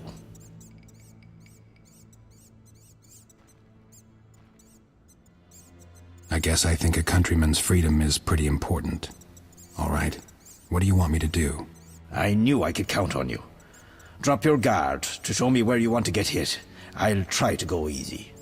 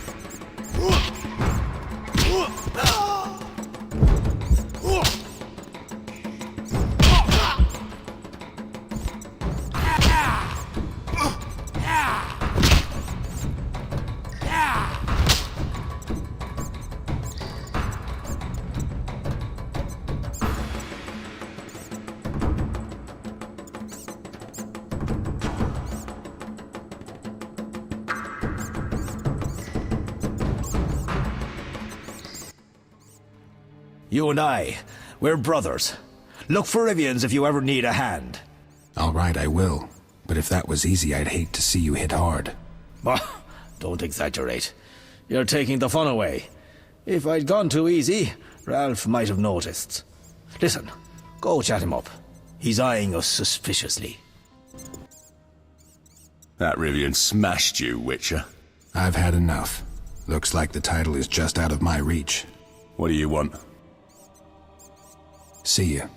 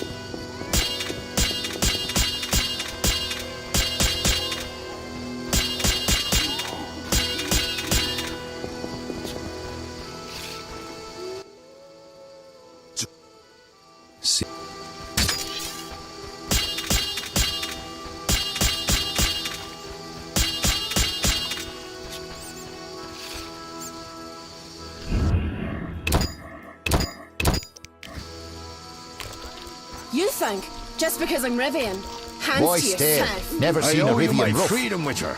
Can't forget that.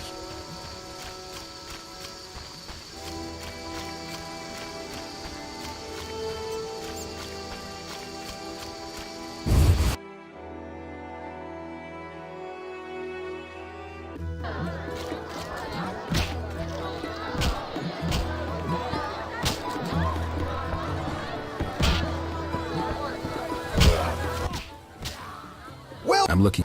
I'll take... Yes?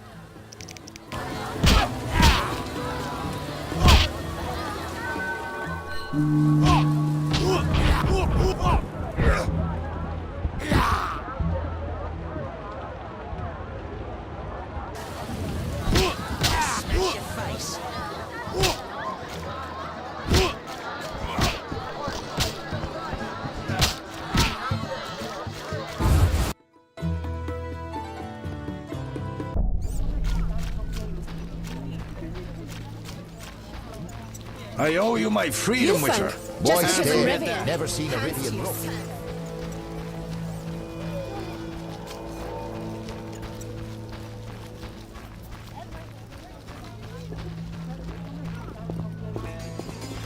I'm not playing that.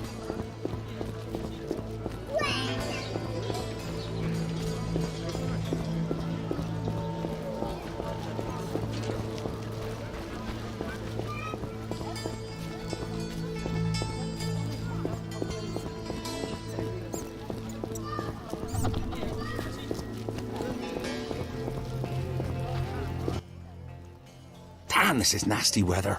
Depends how you look at it. Playing optimist. What do you want? Gunn told me to see you. Gunn does have some inane ideas, but what can I do, seeing he's my former commander? All right, young man, try to beat me at dice. Let's see what you've got up your sleeve.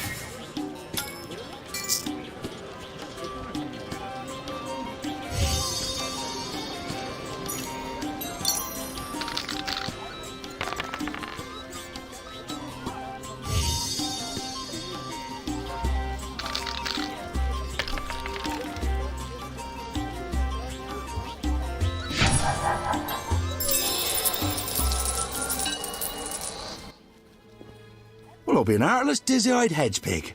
You beat me. Not many have, mind you. Especially when I was young and no one thought to accuse me of cheating, so I played with the weighted dice all the time. Hey! Make sure to tell Gunn I won. Though how that makes me trustworthy, I'll never know. Oh, I will. Listen, I had this cane I found once on a thief's corpse. Looked to me like a sorcerer's staff. Maybe you can sell it off to someone, generate some more coin to help out your friend Dandelion. I'm sure I can make some use of it.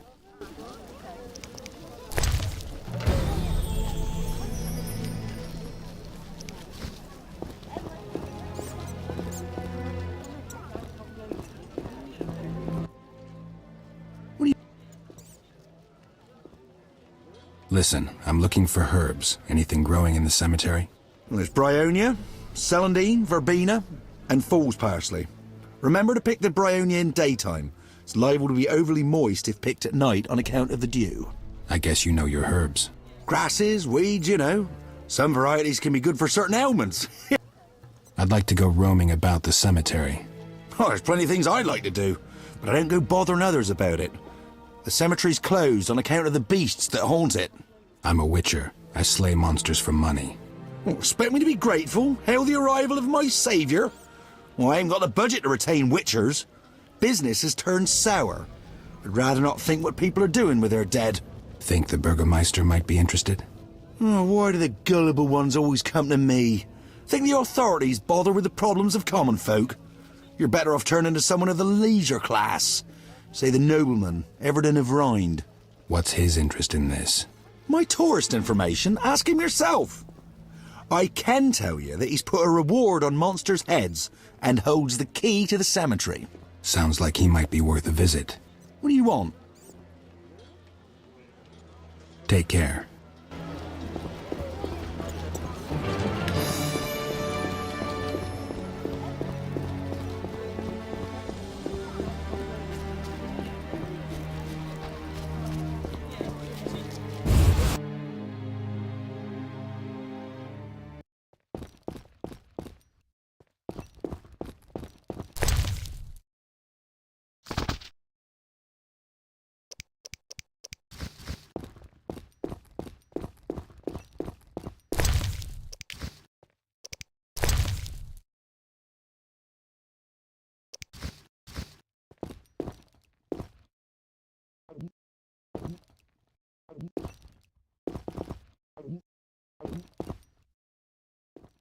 Greetings to the honourable gentleman.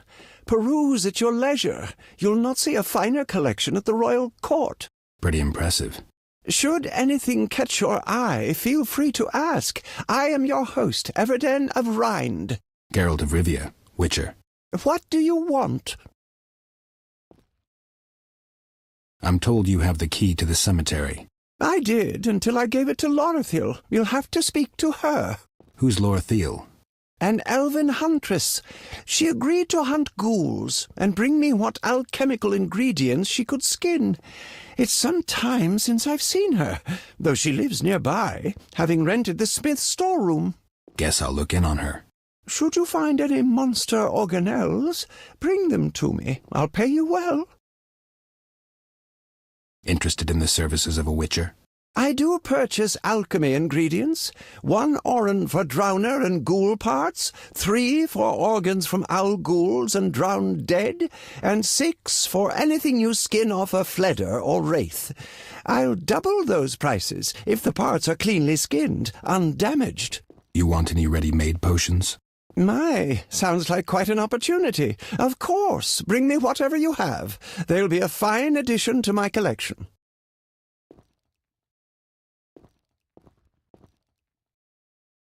I was looking at your display. It's a passion. You cannot fathom what people keep in their attics, the priceless historical artifacts they store there. I seek them out, collect them, study them to reveal the times from which they herald. And anyone's free to see them? Yes. I decided to give the public access to my collection. Haven't had immense numbers visit yet, but in time people will come to appreciate the wisdom that issues from history. I see quite a few monster parts. Impressive. I continue to expand my collection. Should you find anything that might complete it, bring it to me.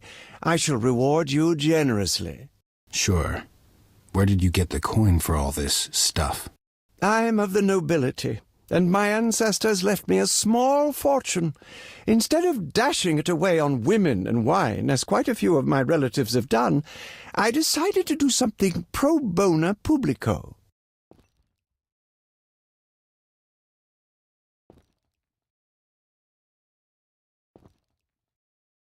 Listen, I found this thing. It looks ancient, like a sorcerer's staff. It cannot be. A bent handle, acacia wood. This is clearly the staff of Jan Becker, the first human to tame the power. Everton, not to spoil your day, but Becker arrived by boat with the first exiles, and that was a while back. I mean, he was the one to actually harness the natural elements and train the first mages. You know how long ago that was? Of course I do. But I see no problem. It's the educational potential of the exhibited pieces that counts, not their authenticity. I'll need to make a placard immediately. 50 orens for you, and please accept this ring as a sign of my gratitude for your efforts. Thanks. Nice bauble. Could be useful. What do you want? Everton, I found this strange stone. Don't know quite what to make of it. Let me see. Witcher, you have found one of the 10 Sephiroth, magic-imbued stones fashioned by the gnomes, the eldest of the sentient races. I believe this is the Tipperath. Gnomes are pretty good at working metal. I'd really love to have one of their Gwihir swords, supposed to be the best in the world. The little devils believe alchemy is the key to omniscience. The Sephiroth are their mystical stones. What a joy to have the Tipperath in my collection. I'll give you 50 orens for it, and this herb manual. Great. I'll come by if I find anything else. What do you want? Take care.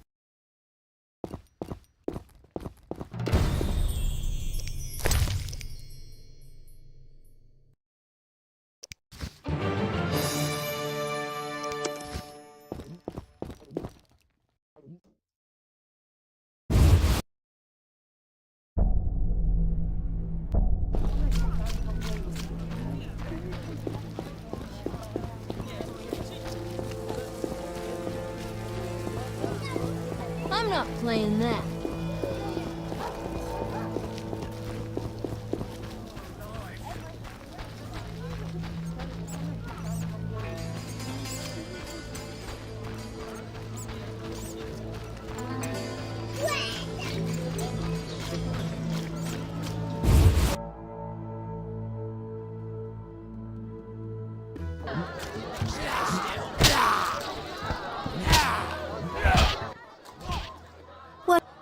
Still interested in that turquoise ring? Have you found one? I believe so. Oh, beautiful. Thank you. Here's the key. But remember, it's bad luck to enter the house on odd-numbered days. Or is it even-numbered? I'll smash your face.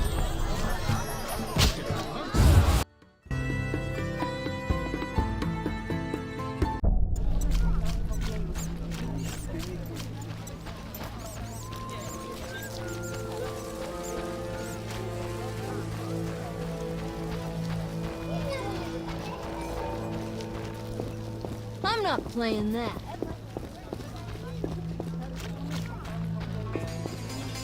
I'm exhausted.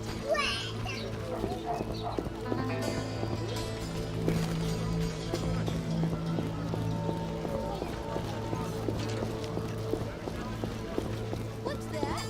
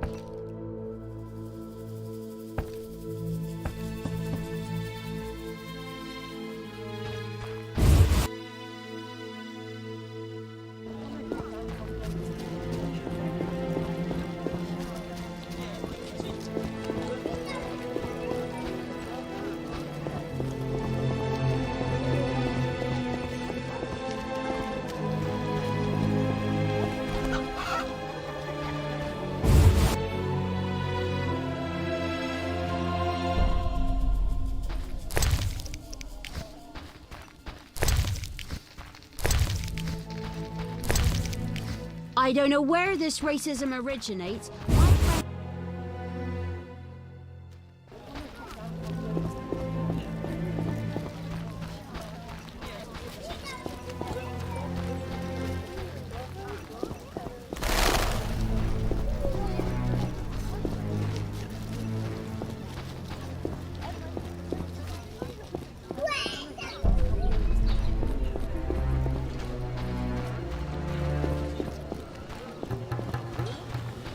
I'm bored.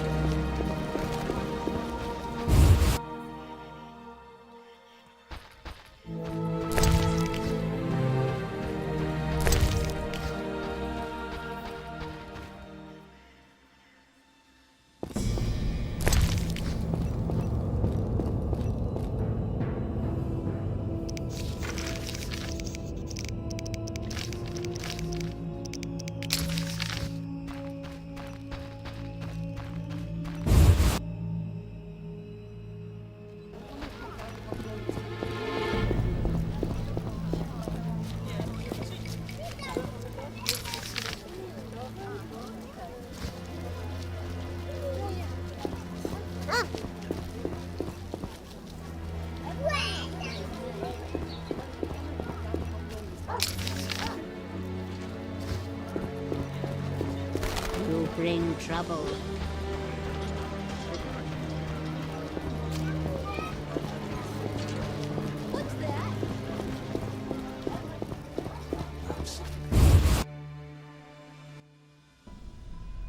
What brings you here, Witcher?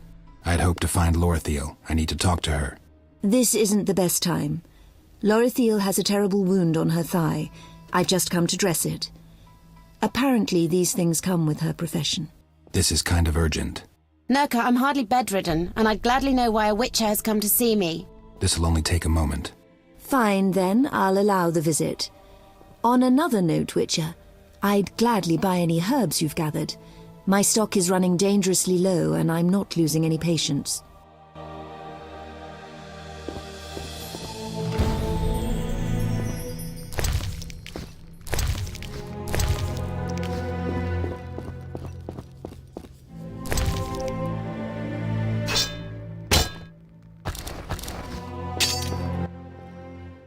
Gwynblade. You know me? I've heard others tell of you, and you're easily recognizable. Forgive me, but I haven't the strength for prolonged conversation. A ghoul bite. I don't feel too well. This'll just take a minute. Yes? I'm here about the cemetery. That's where the ghoul got me. Vile place. It's full of necrophages and other post-conjunction beings. I guess you know a thing or two about monsters. Everton mentioned you supply him with alchemy ingredients, or that you did until recently. Tell him to be patient. Just a few more days and I'll be out hunting again. Oh no, my dear. You'll go nowhere. You've a slashed muscle, torn sinews, and he was inches away from rupturing your femoral artery. The priestess is right. Combating ghouls requires one to be completely fit, and I'm not sure you can rely on that leg of yours just now. What do you say I stand in for you just for a few days? Reasonable, I think. The wound needs several more days to heal completely. Lorthiel, you must accept that you are not a female witcher and need just as long as other elves to heal. A diable ep arse. I see you leave me no choice. Very well, Gwynblade. Take my key and enjoy yourself in the cemetery.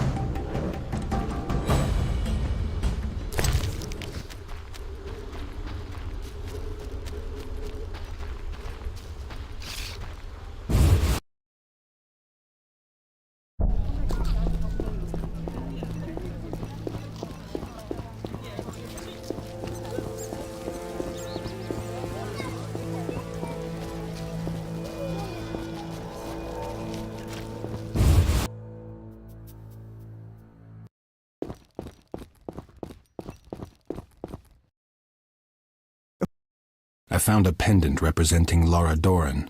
Interested? Wonderful. A fine piece of work. Laura Doran ep Sheardal in profile. Do you know about her?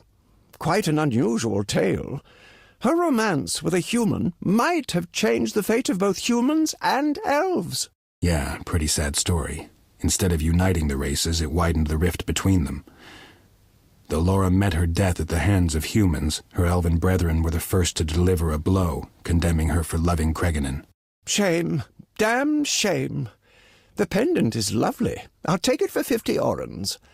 Might you be interested in a jug of buttermilk? A good peasant brought it. I'd hate to see it go to waste, and I've always found it rather unpalatable. Thanks. I'll come by if I find anything else. What do you want? What do people think of what you do? I shall tell you confidentially that in trying to penetrate the many mysteries and unusual aspects of our world, I have made many enemies, even received death threats. Could be you're getting too close to things someone powerful wants to keep secret. I believe I have irked a certain clandestine organization, and can only hope that my social position and noble status will protect me from them. Take care.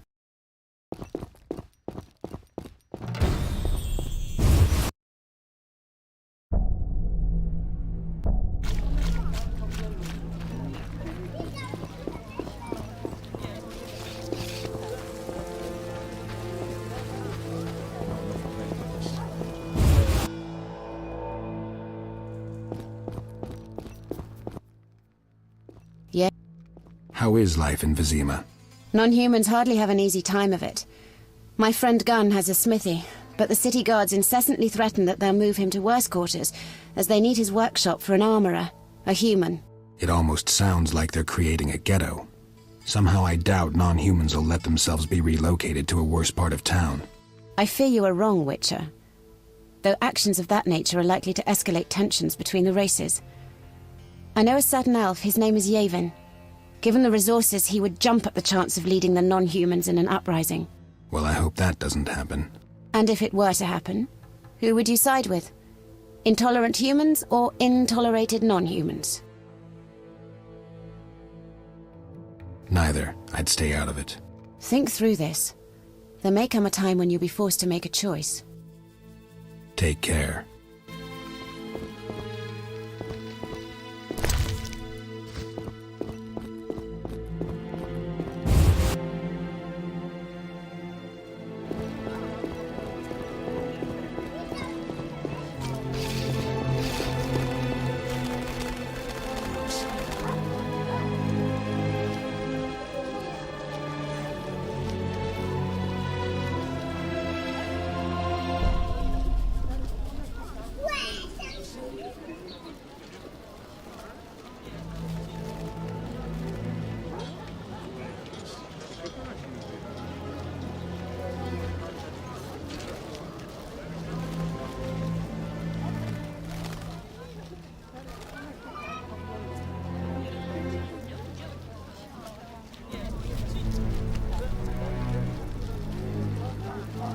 Throat's dry.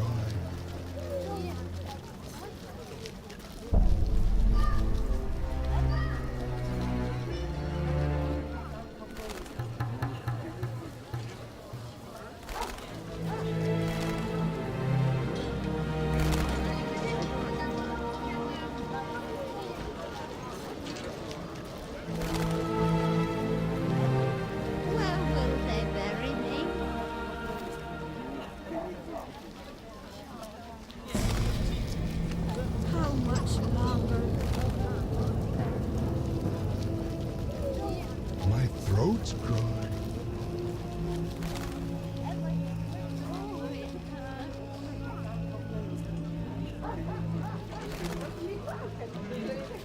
What could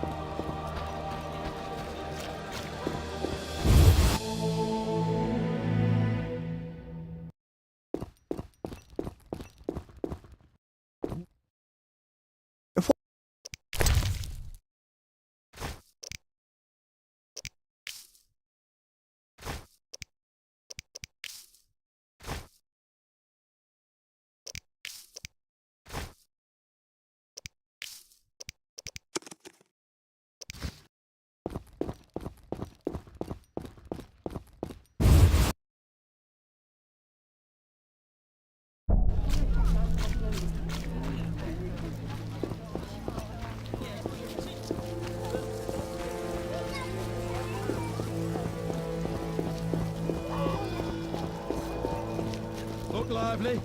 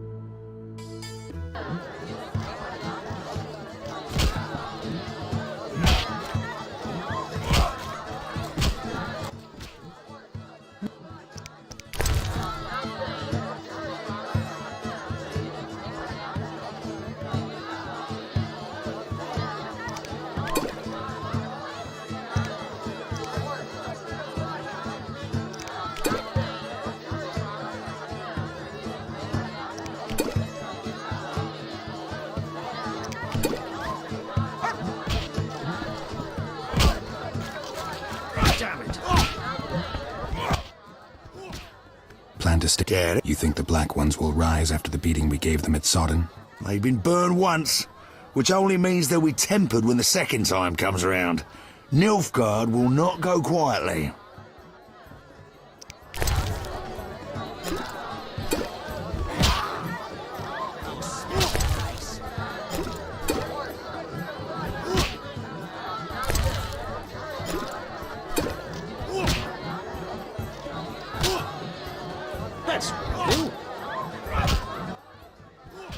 Oh, I'm exhausted. That took a ploughing witcher to outdo me. I think I've proven myself. Give me the key. Know what? I haven't met anyone who'd suit me in conversation as much as you have any time in the recent past. It almost feels like we're brothers. Because you see, I come from the family of the famous traveller, Bivard Backhuizen. Sergeant, the key. Geralt, call me Oral. We drank together, which makes you my mate. So this ancestor of mine, the traveller, what adventurer really, he kept a journal. It's nothing short of an antique now. It's been in the family for generations. I've heard of Backhuizen. Didn't he discover the Swallow's Tower? Oh, that's him. Geralt, I suddenly feel a terrible longing. Take the journal, my one and only friend. And the key to the sewers. Come here, give us a kiss. Maybe some other time.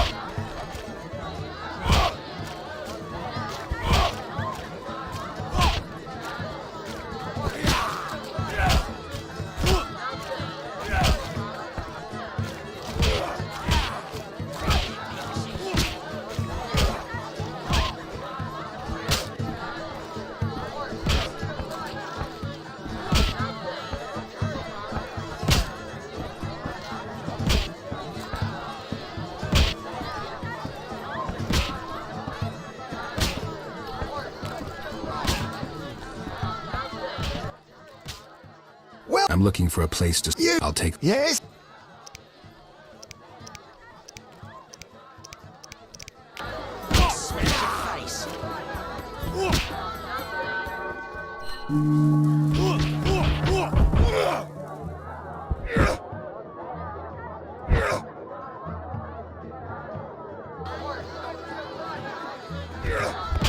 I'll smash your face.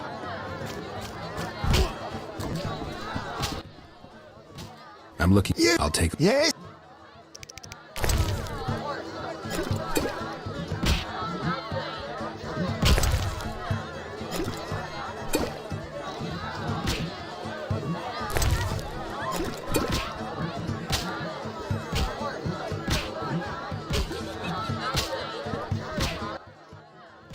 Oh, not good. I'm seeing trouble. Witcher, you're a good man. A good man. I win. Now if I can just make it to that bench.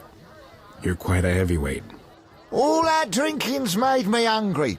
Ooh, a cold roast would hit the spot. You care for some? Oh, yeah.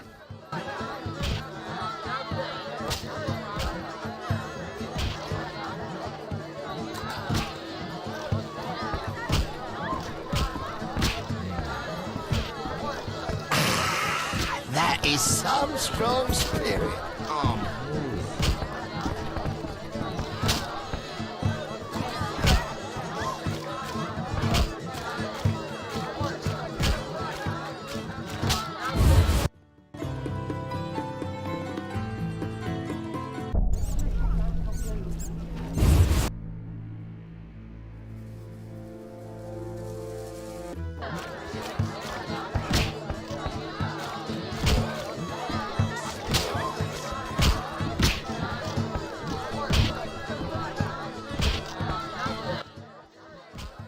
I'm looking. I'll take. Yeah.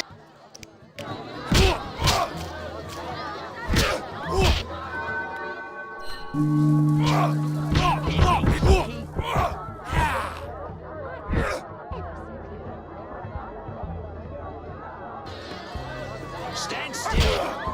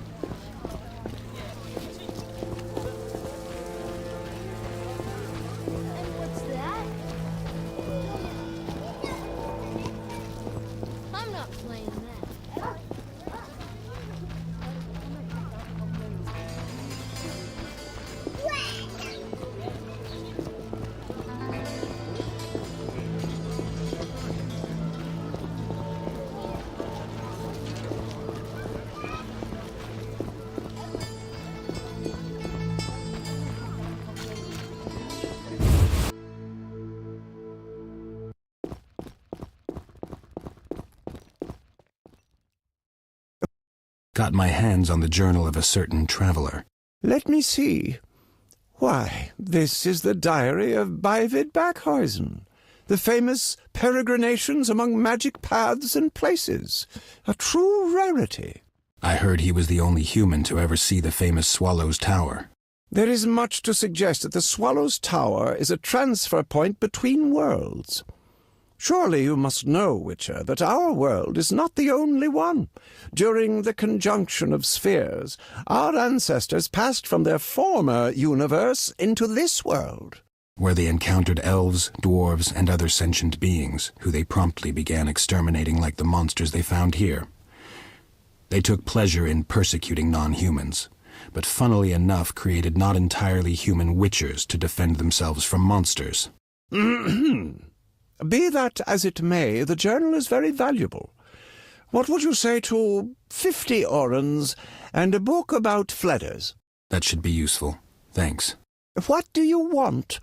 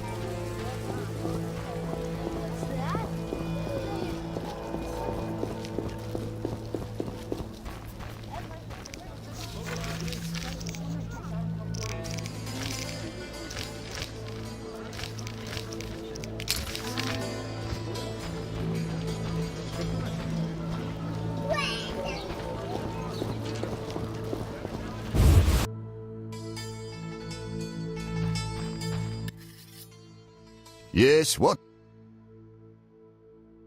So, I beat all your friends at their games. Though how that proves I can be trusted, I'll never know. Aye, they all seem to think you're all right. One challenge remains, a classic duel with swords until one of us yields. You don't stand a chance, Gun. I'm a witcher. I've always wanted to see one of your kind in action. Come on now, let's see that razor of yours. All right, let's do this.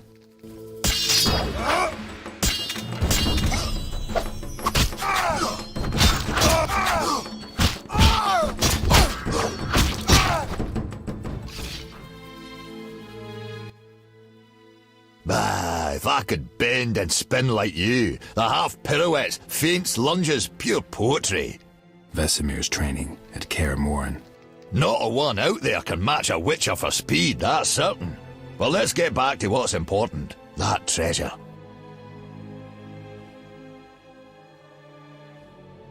Listen, Gun. I gotta admit I've grown to like you and your company.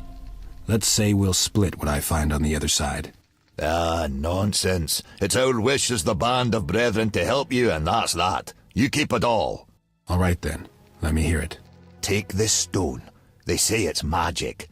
In the cemetery, you'll find a place of power. With this stone in hand, you'll be able to pass through it, like through a portal. What's on the other side? Don't know, never been. But they say elves hid a vast treasure there. You know the little she-elf, Lorathiel? She was mighty interested in obtaining our little stone. So there might be something to this after all. I'll keep my eyes peeled for her. I truly hope you'll find real treasure there. But beware, treasures are oft well guarded. Farewell, dwarf. Farewell, Witcher.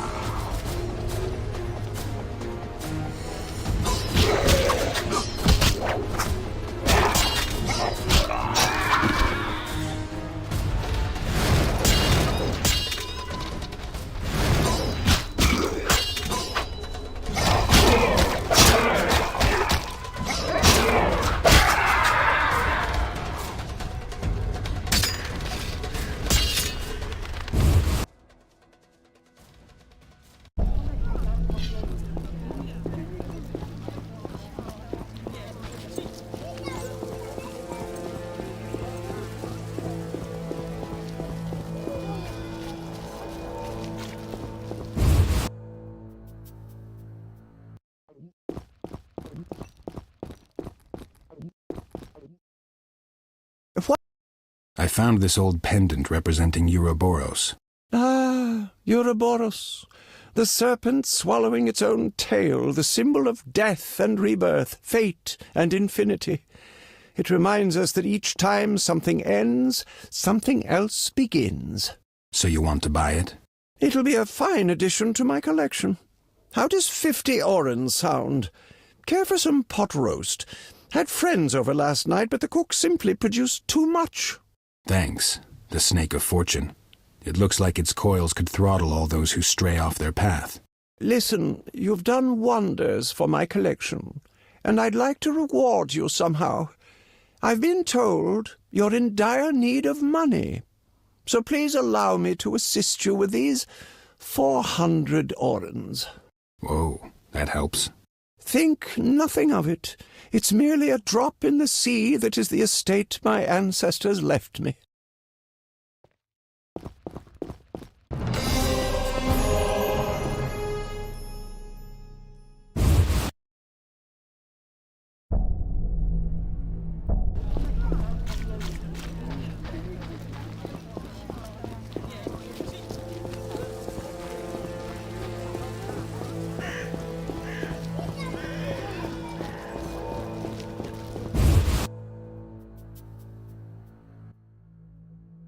Yes? I've been wondering, why do you call yourselves the Band of Brethren? I can't remember who thought up the name. Might have been Navik. During the Northern Wars, friendly souls were one's only chance of surviving and emerging from that mess with your mind intact. Were you at Sodden? They call it a great victory, the place where we broke the Black One's back. But take it from me, gun hardest. Before 10 years are up, the Black Ones will once again cross the Yaruga and serve us up an even bigger melee. I hope you're wrong. Hope is something for fools. If you're smart, you'll prepare. Right. Yes, what is it? I'll find...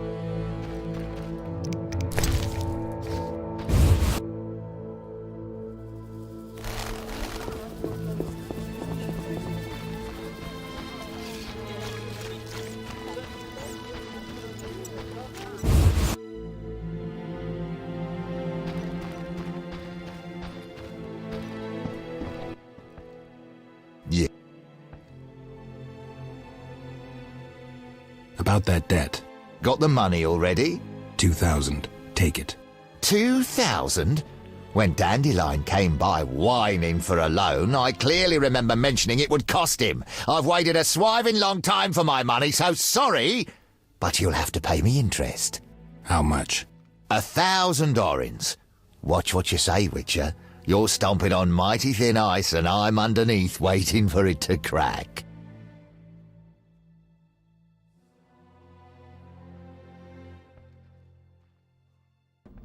I can agree to this only on condition that this is where the debt ends. Fine by me. 1,000 orens and the two of you slither out of Vizima.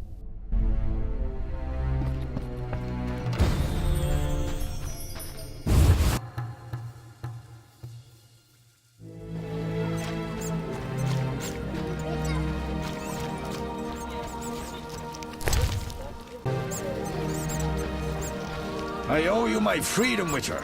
Can't forget that.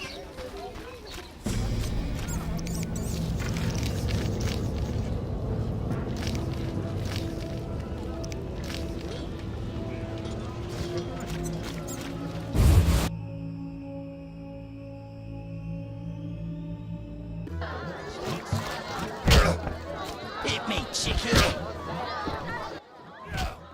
What?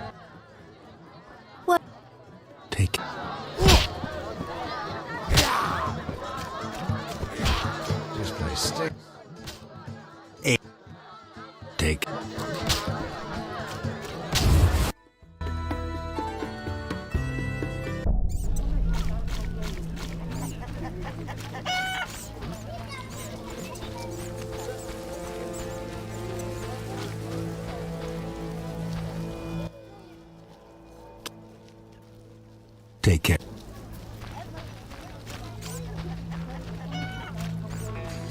I'm dying.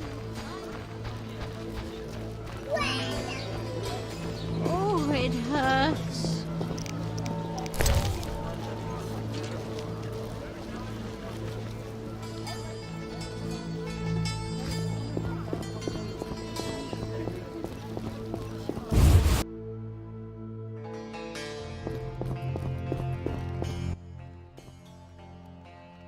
Take.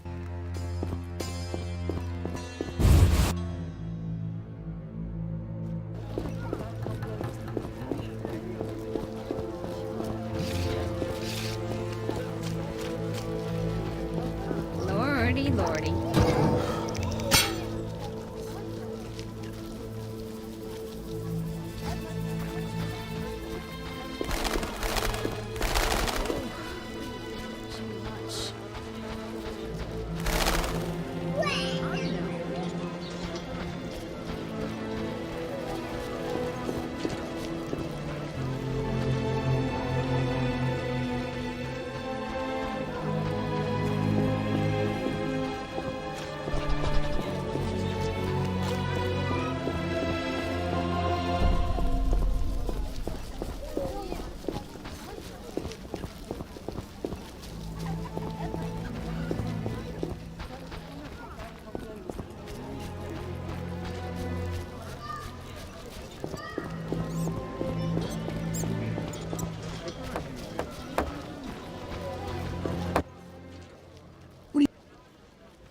Take.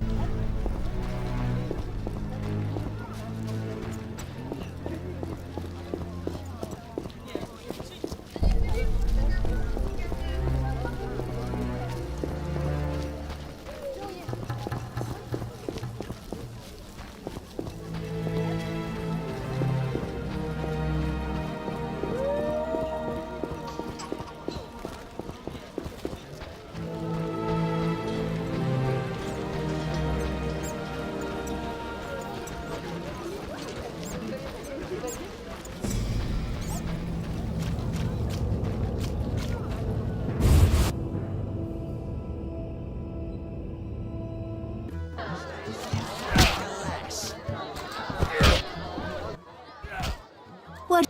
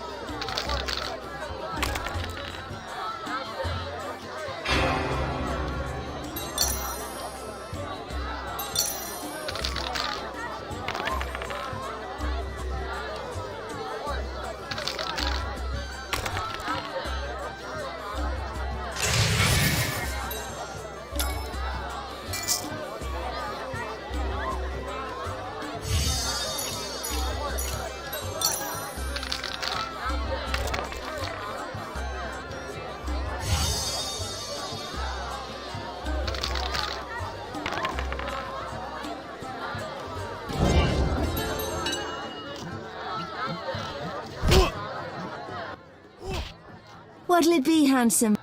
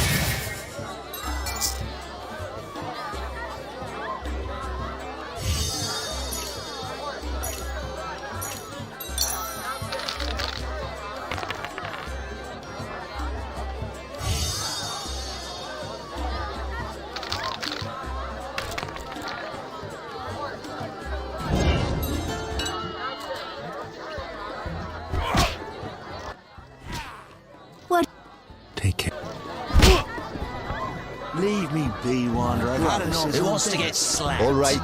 I guess your mother was an honourable woman. I'm itching to hit someone. Yeah. I'll smash I barely escaped you. Take.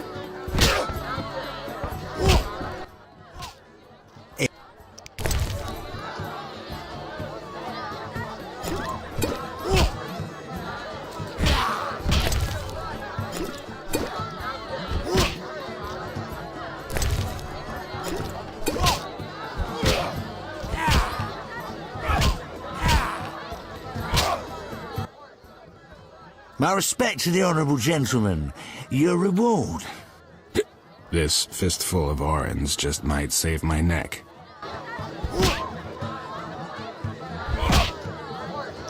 Big chickie.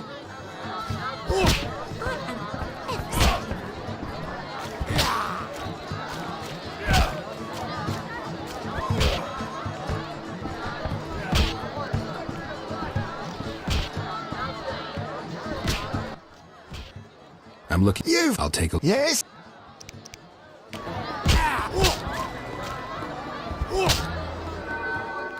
I'll smash your face.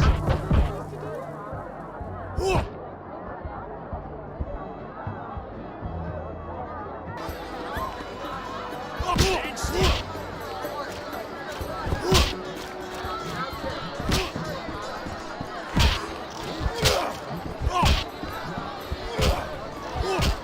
Yeah.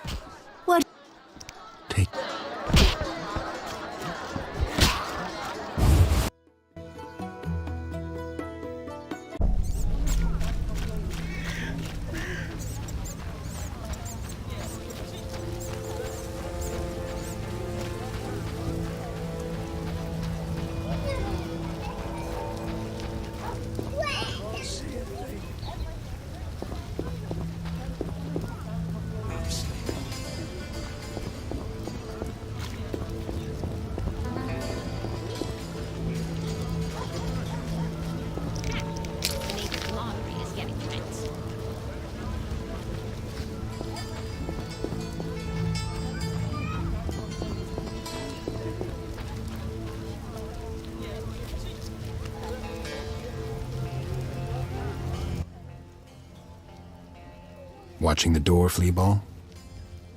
Easy there, Smokey. If you're out here, must be something worth stealing inside. You look like you could use a juicy bone.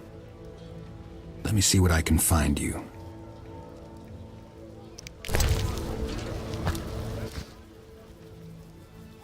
Still not happy? Finicky little beast, aren't you?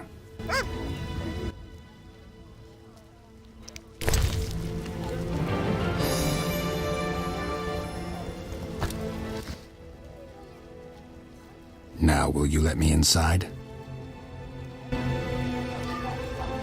Oh, I need...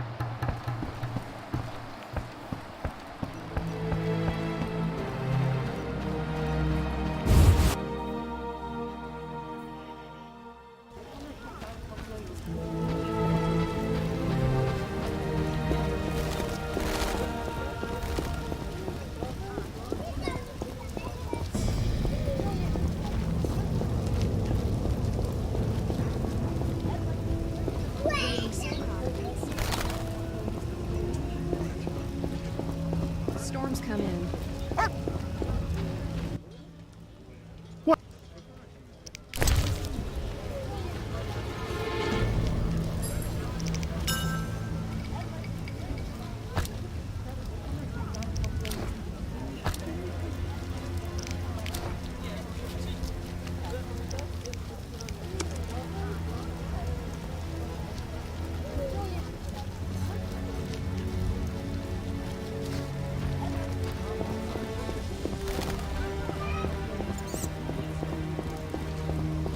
Don't care to speak with you if you don't mind.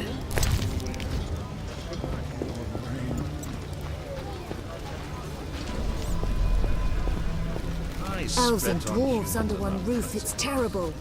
The runts spread filth like pigs.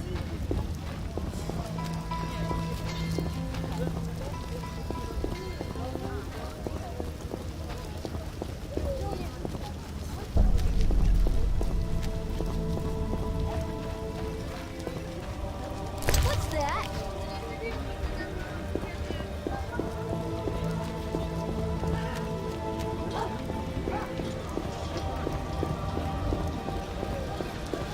What a downpour!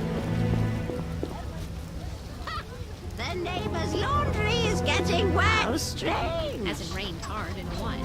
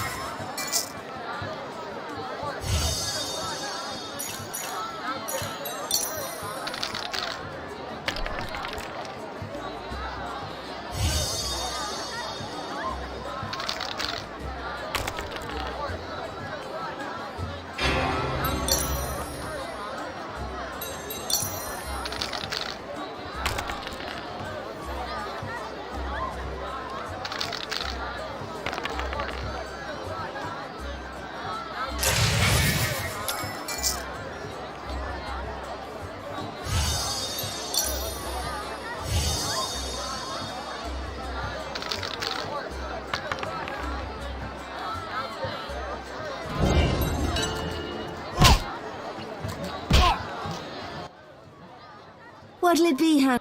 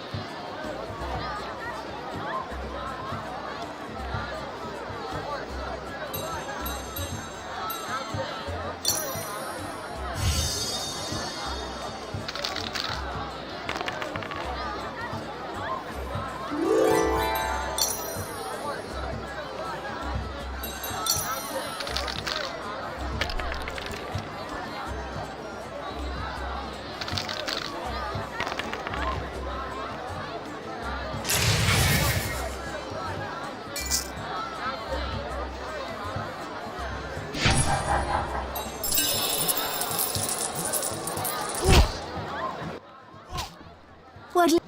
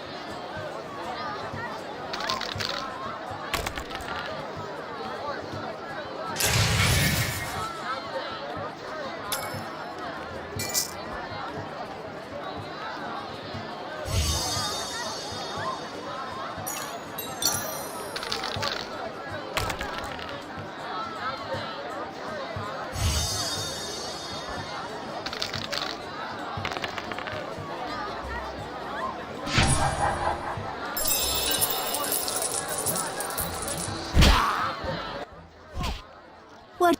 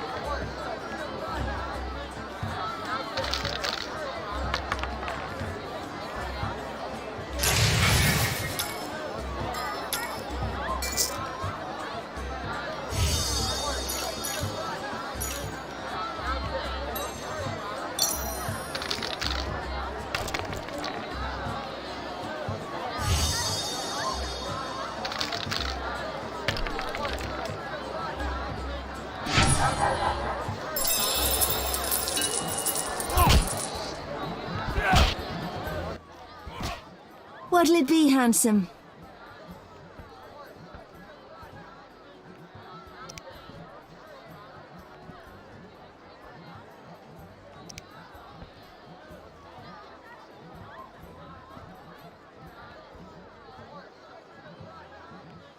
Take care.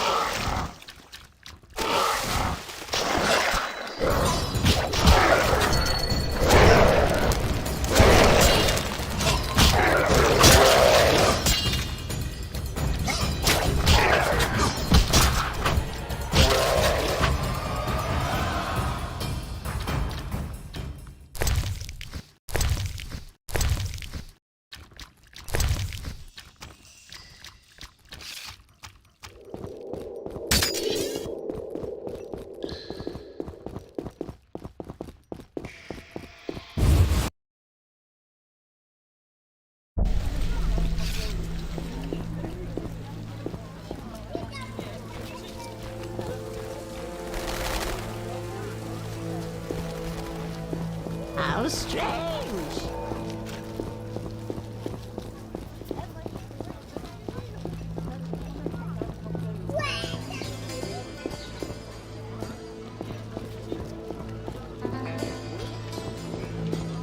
I'm not playing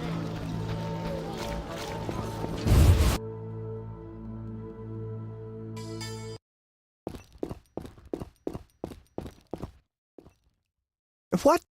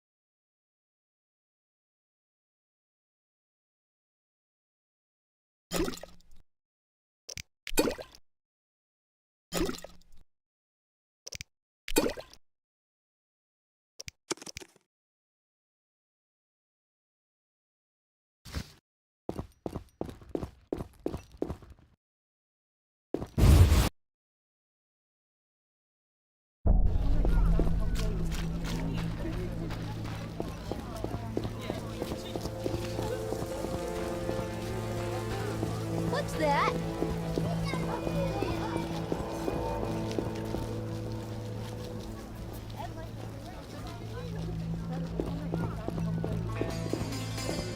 Waste of words.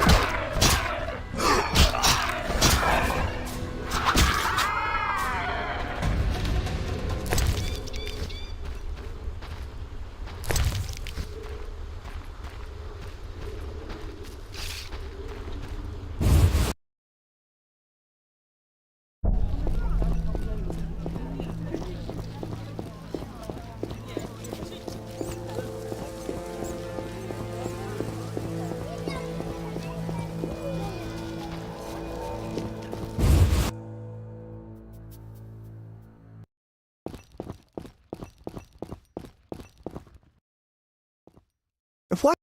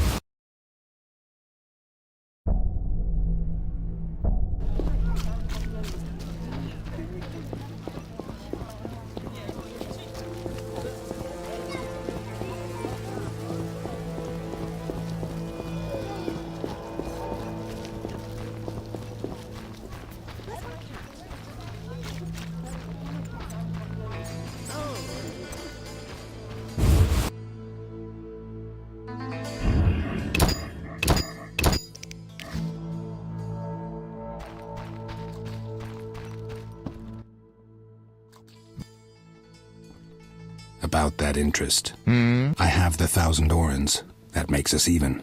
So be it. Now get out of my town. With pleasure.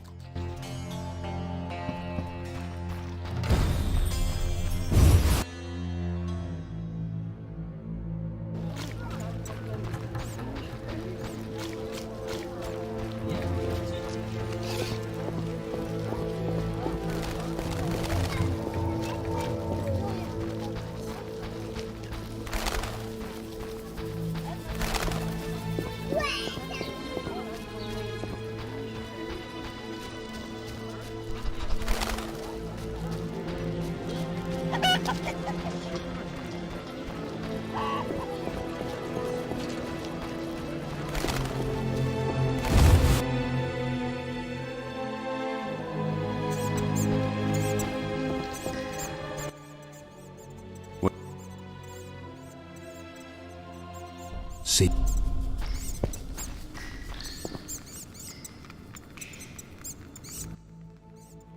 Geralt, nice of you to visit a dear friend in need. I resolved matters with Glover. We need to leave the city pretty quickly.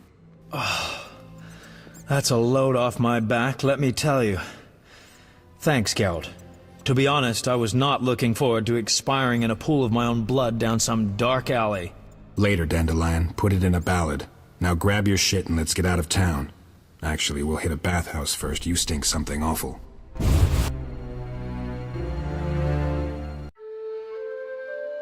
Vizima now seemed a hostile shore, so we left the city and roamed the land. We later learned of Glover's untimely passing. His wyverns had turned on him, so death was, alas, swift. No one mourned him. No one.